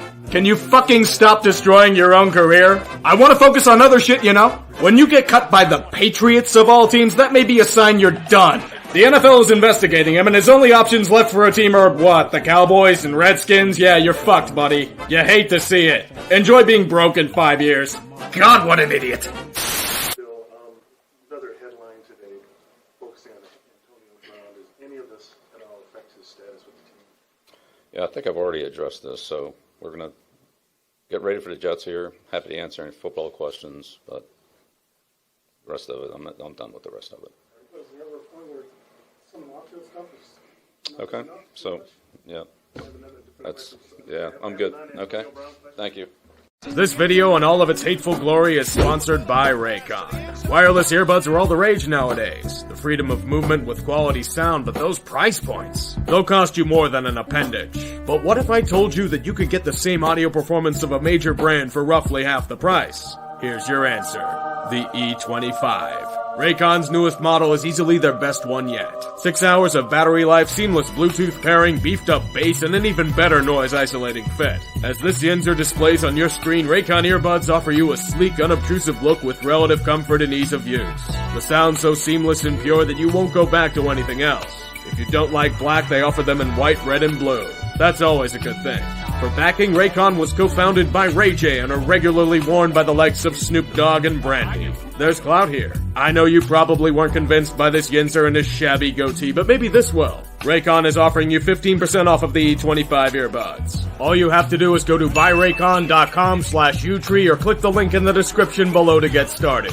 Once again, thank Raycon for sponsoring this video. Now on to the show. It felt so good to not talk about Antonio Brown over the past few months. You'd be shocked about how little I gave a shit about him during the NFL season. If there's any sense in this world, he'd be trying to get his life in order and get back onto the football field. Let's take a gander at how he's done since then. How am I not surprised by this? Yes, Patrick, there's been another Antonio Brown thing. Quite a lot of them. After his release from the Patriots due to being a goddamn idiot, AB would consistently defend himself with the classic excuse of his demise being everyone else's fault. Because, you know, it had nothing to do with the actions we've seen over the past year and change. Then, like clockwork, he would apologize to everyone he bitched at days earlier. Anything for some goodwill, I guess. He even got himself another chance at the professional level. A tryout with the New Orleans Saints. Even with the sexual misconduct charges hanging around his neck, his talent will always get a shot. The Saints had one request of Brown, though. To not bring his entourage with him. You would not be surprised to find out that AB brought his entourage to the Big Easy. It's great promotional material for the brand, and that's all that matters. It wouldn't hurt that Antonio Brown is still talented and miles the Saints brass in his workout. Sadly, there's still that investigation going on since September. He is not signed by New Orleans. What a travesty. Antonio lashes out at the organization and their awful publicity stunt. Don't they know the Saints are irrelevant without his services? Unemployment remains his fate in the football realm, but he hasn't been exactly sitting on his laurels. In his excommunication from the gridiron, AB has chosen to take the Le'Veon route.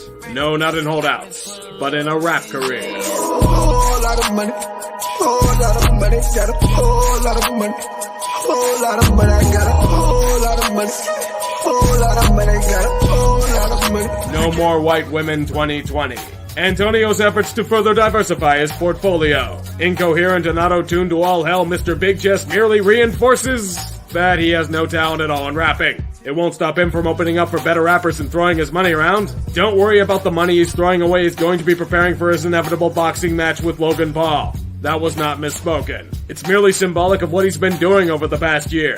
Antonio's dad has lamented his demise. He pleads that Antonio gets the help he needs to overcome his self-destructive tendencies. Aiding ESPN in a story about Brown's ignominious fall from grace can only push his son in the right direction, right? It didn't. Antonio's response was to the 280-character battlefield of Twitter. My dad a failure with 9 kids working at UPS. He still pays his mom child support. Do not take anything he says serious. I just bought him a Rolex for wasted time. Only news he can make talking about me. What about your other 8 kids, chump? He's obviously interested in the help. Keep going, Dad. Here, despite months of dodging the karma of his actions, it hits him like... Can I even say that without it being deemed as offensive? Too soon? Not for his lawyer. If you've noticed by now, AB isn't the biggest fan of paying bills for services given. This includes the guy defending his actions. Unlike most passes thrown to him, he was dropped. Good luck with those grievances against your old teams. He's also currently involved in a lawsuit with his former landlord in Florida. You know, the one where he threw furniture off of a 14th floor balcony. He can at least take shelter that Drew Rosenhaus has his back. A near infallible relationship for most of the time. Even he has had enough of this bullshit. Antonio was released from his agency with a chance at conditional reinstatement.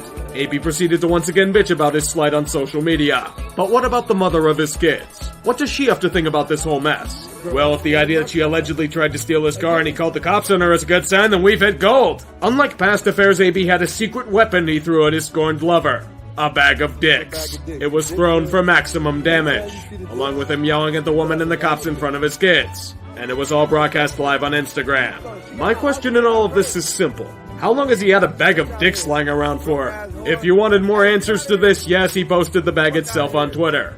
Leaves little to the imagination. The downward spiral is continuing, but first he boasts that the AB curse eliminated the Patriots and Saints from the playoffs. That's why he probably hired a mover to send countless social media messages to New Orleans and Foxborough. I know that isn't it, but let's pretend so. Remember what I said about AB and not paying people for services? Well, the mover made the mistake of asking for payment on a $4,000 bill. Brown and his trainer immediately give him hell, throwing rocks at the man as he tries to run away. He has to charge towards this driver, get in his truck, and start hitting him for his misdeeds. How dare he make Antonio Brown pay for something? Unfortunately, this is what we in the civilized world call battery.